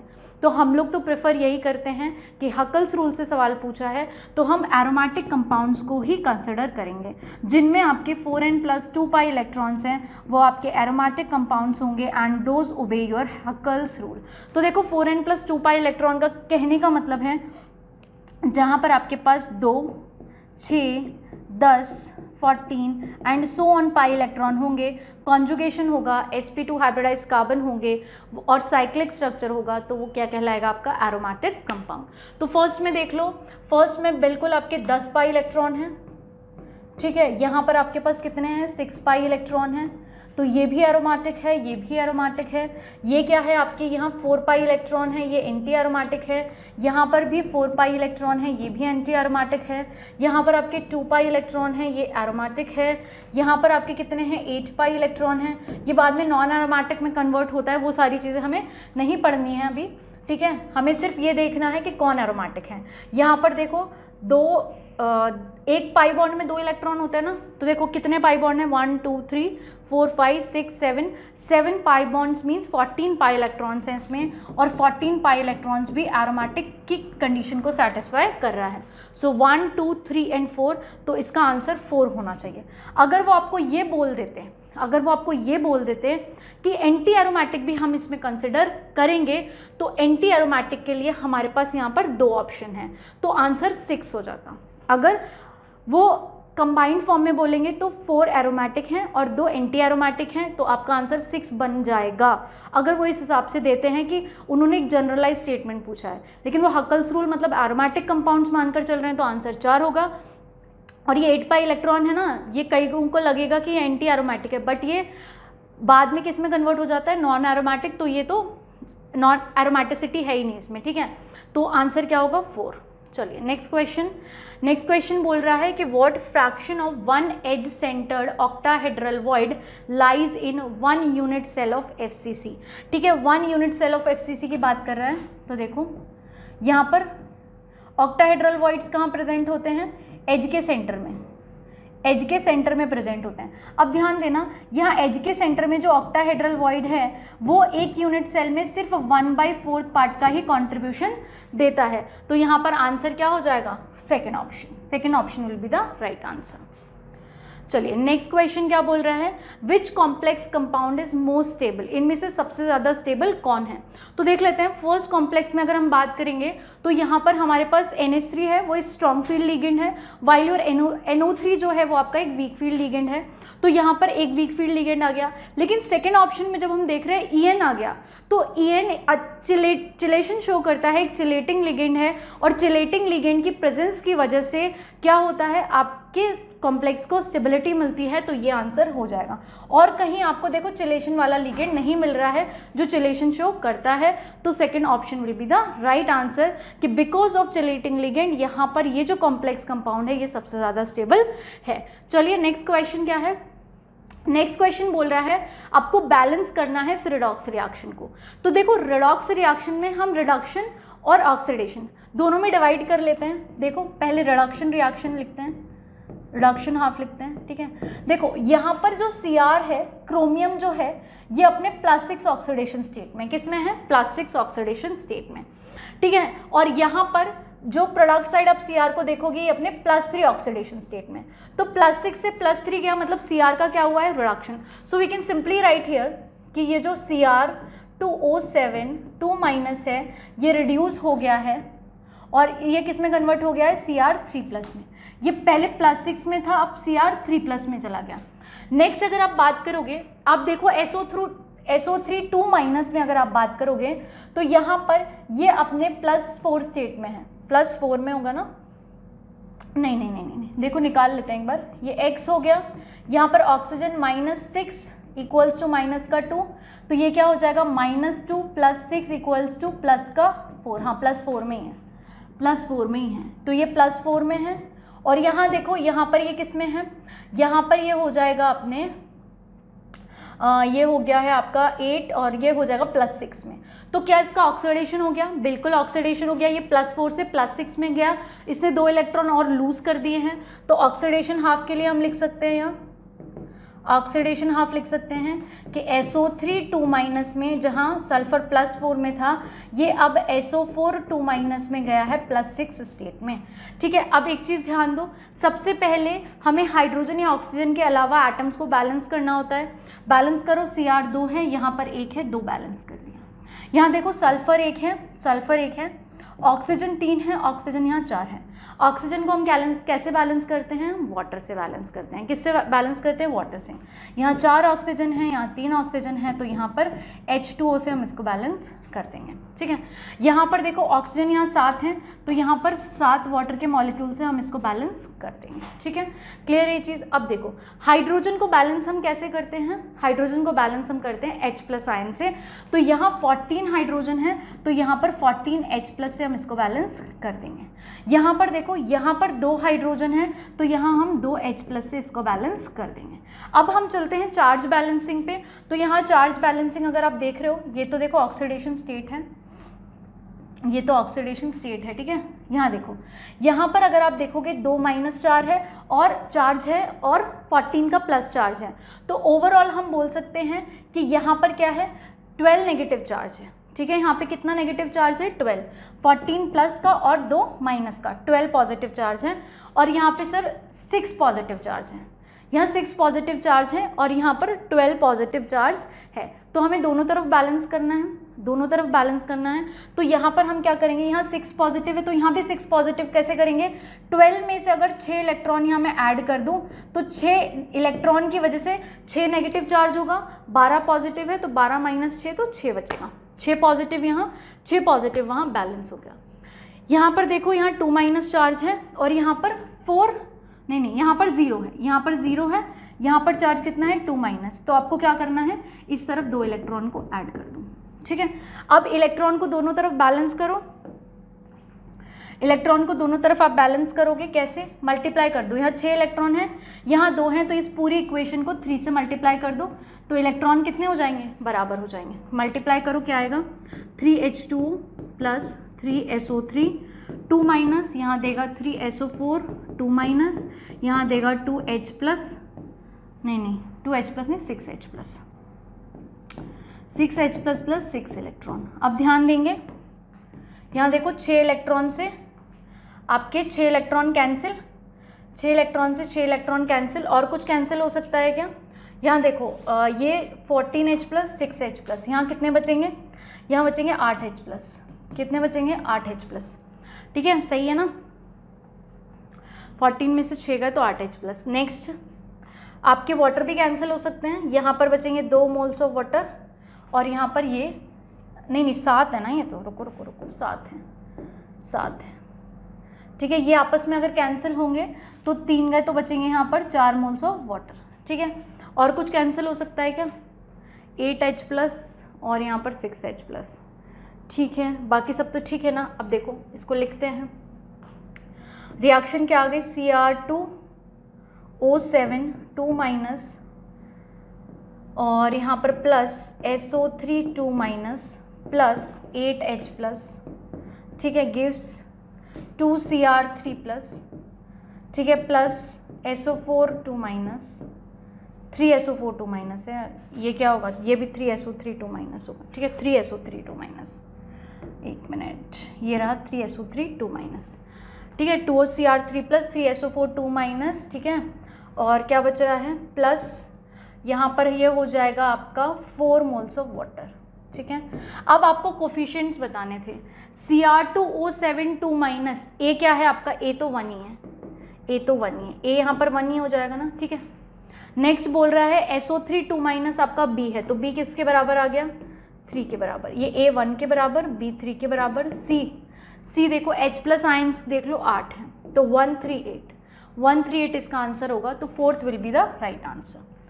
चलिए लास्ट क्वेश्चन है हमारे पास, सिंपल सा सवाल है, देखते हैं। ऑर्गेनिक से है, कार्बोनिल कंपाउंड से है, बोल रहा है identify the final product D। इस सीक्वेंस रिएक्शन में आपको D प्रोडक्ट बताना था, तो ध्यान दो आपको CH3CHO दे रखा है, लिथियम एल्यूमिनियम हाइड्राइड दे रखा है, एक अच्छा खासा रिड्यूसिंग एजेंट है। एल्डिहाइड को रिड्यूस कर देगा किसमें, अल्कोहल में। किसमें रिड्यूस कर देगा, CH2, यहाँ पर CH2, यहाँ पर OH और यहाँ पर H। मैंने इस तरीके से इसको दिखा दिया है। ये CH3CH2OH है, ठीक है। CH3CHO एसिटल्डिहाइड रिड्यूस हो गया है आपके किसमें, इथेनॉल में, ठीक है। H2SO4 और हीट कर रहे हैं, मतलब यहाँ से क्या होगा, वाटर का रिमूवल, वाटर का रिमूवल। अब समझ आया ना मैंने ऐसे क्यों लिखा। यहाँ क्या बन जाएगी आपकी, एल्कीन बन जाएगी, ठीक है, इथीन बन गई। HBr है तो HBr का एडिशन होगा, HBr का एडिशन होगा। देखो कैसी है, सिमेट्रिकल एल्कीन है, कैसी है, सिमेट्रिकल एल्कीन है, सिमेट्रिकल एल्कीन है, कहीं भी हाइड्रोजन कहीं भी Br जोड़ सकते हो, तो क्या हो जाएगा CH2 और ये हो जाएगा CH2 या CH3 CH2Br, ठीक है। यहाँ पर दे रखा है आपको ब्रोमोबेंजीन, ठीक है, क्या दे रखा है आपको, ब्रोमोबेंजीन इस तरीके से, और sodium in the presence of dry ether, ठीक है, sodium in the presence of dry ether. तो यहाँ पर हम 2 मोल्स ऑफ सोडियम लेंगे, यहाँ से ये 2 मोल्स NaBr के बाहर निकलेंगे, 2 मोल्स NaBr के बाहर निकले। कौन सी रिएक्शन है, कौन सी रिएक्शन है, वुड्स फिटिग रिएक्शन, ठीक है। और यहाँ पर क्या होगा, फाइनली हमारा प्रोडक्ट आएगा CH3 CH2, यहाँ पर ये रिंग इस तरीके से, ठीक है, ये रही आपकी रिंग। तो ये आपका फाइनली प्रोडक्ट बनेगा। तो कहाँ बन रहा है, बाइफेनाइल तो बनेगा ही नहीं, ये भी नहीं बनेगा, ये भी नहीं बनेगा। यहाँ पर ये फाइनली हमें दिख ही रहा है CH2 CH3 और 4th will be the right answer.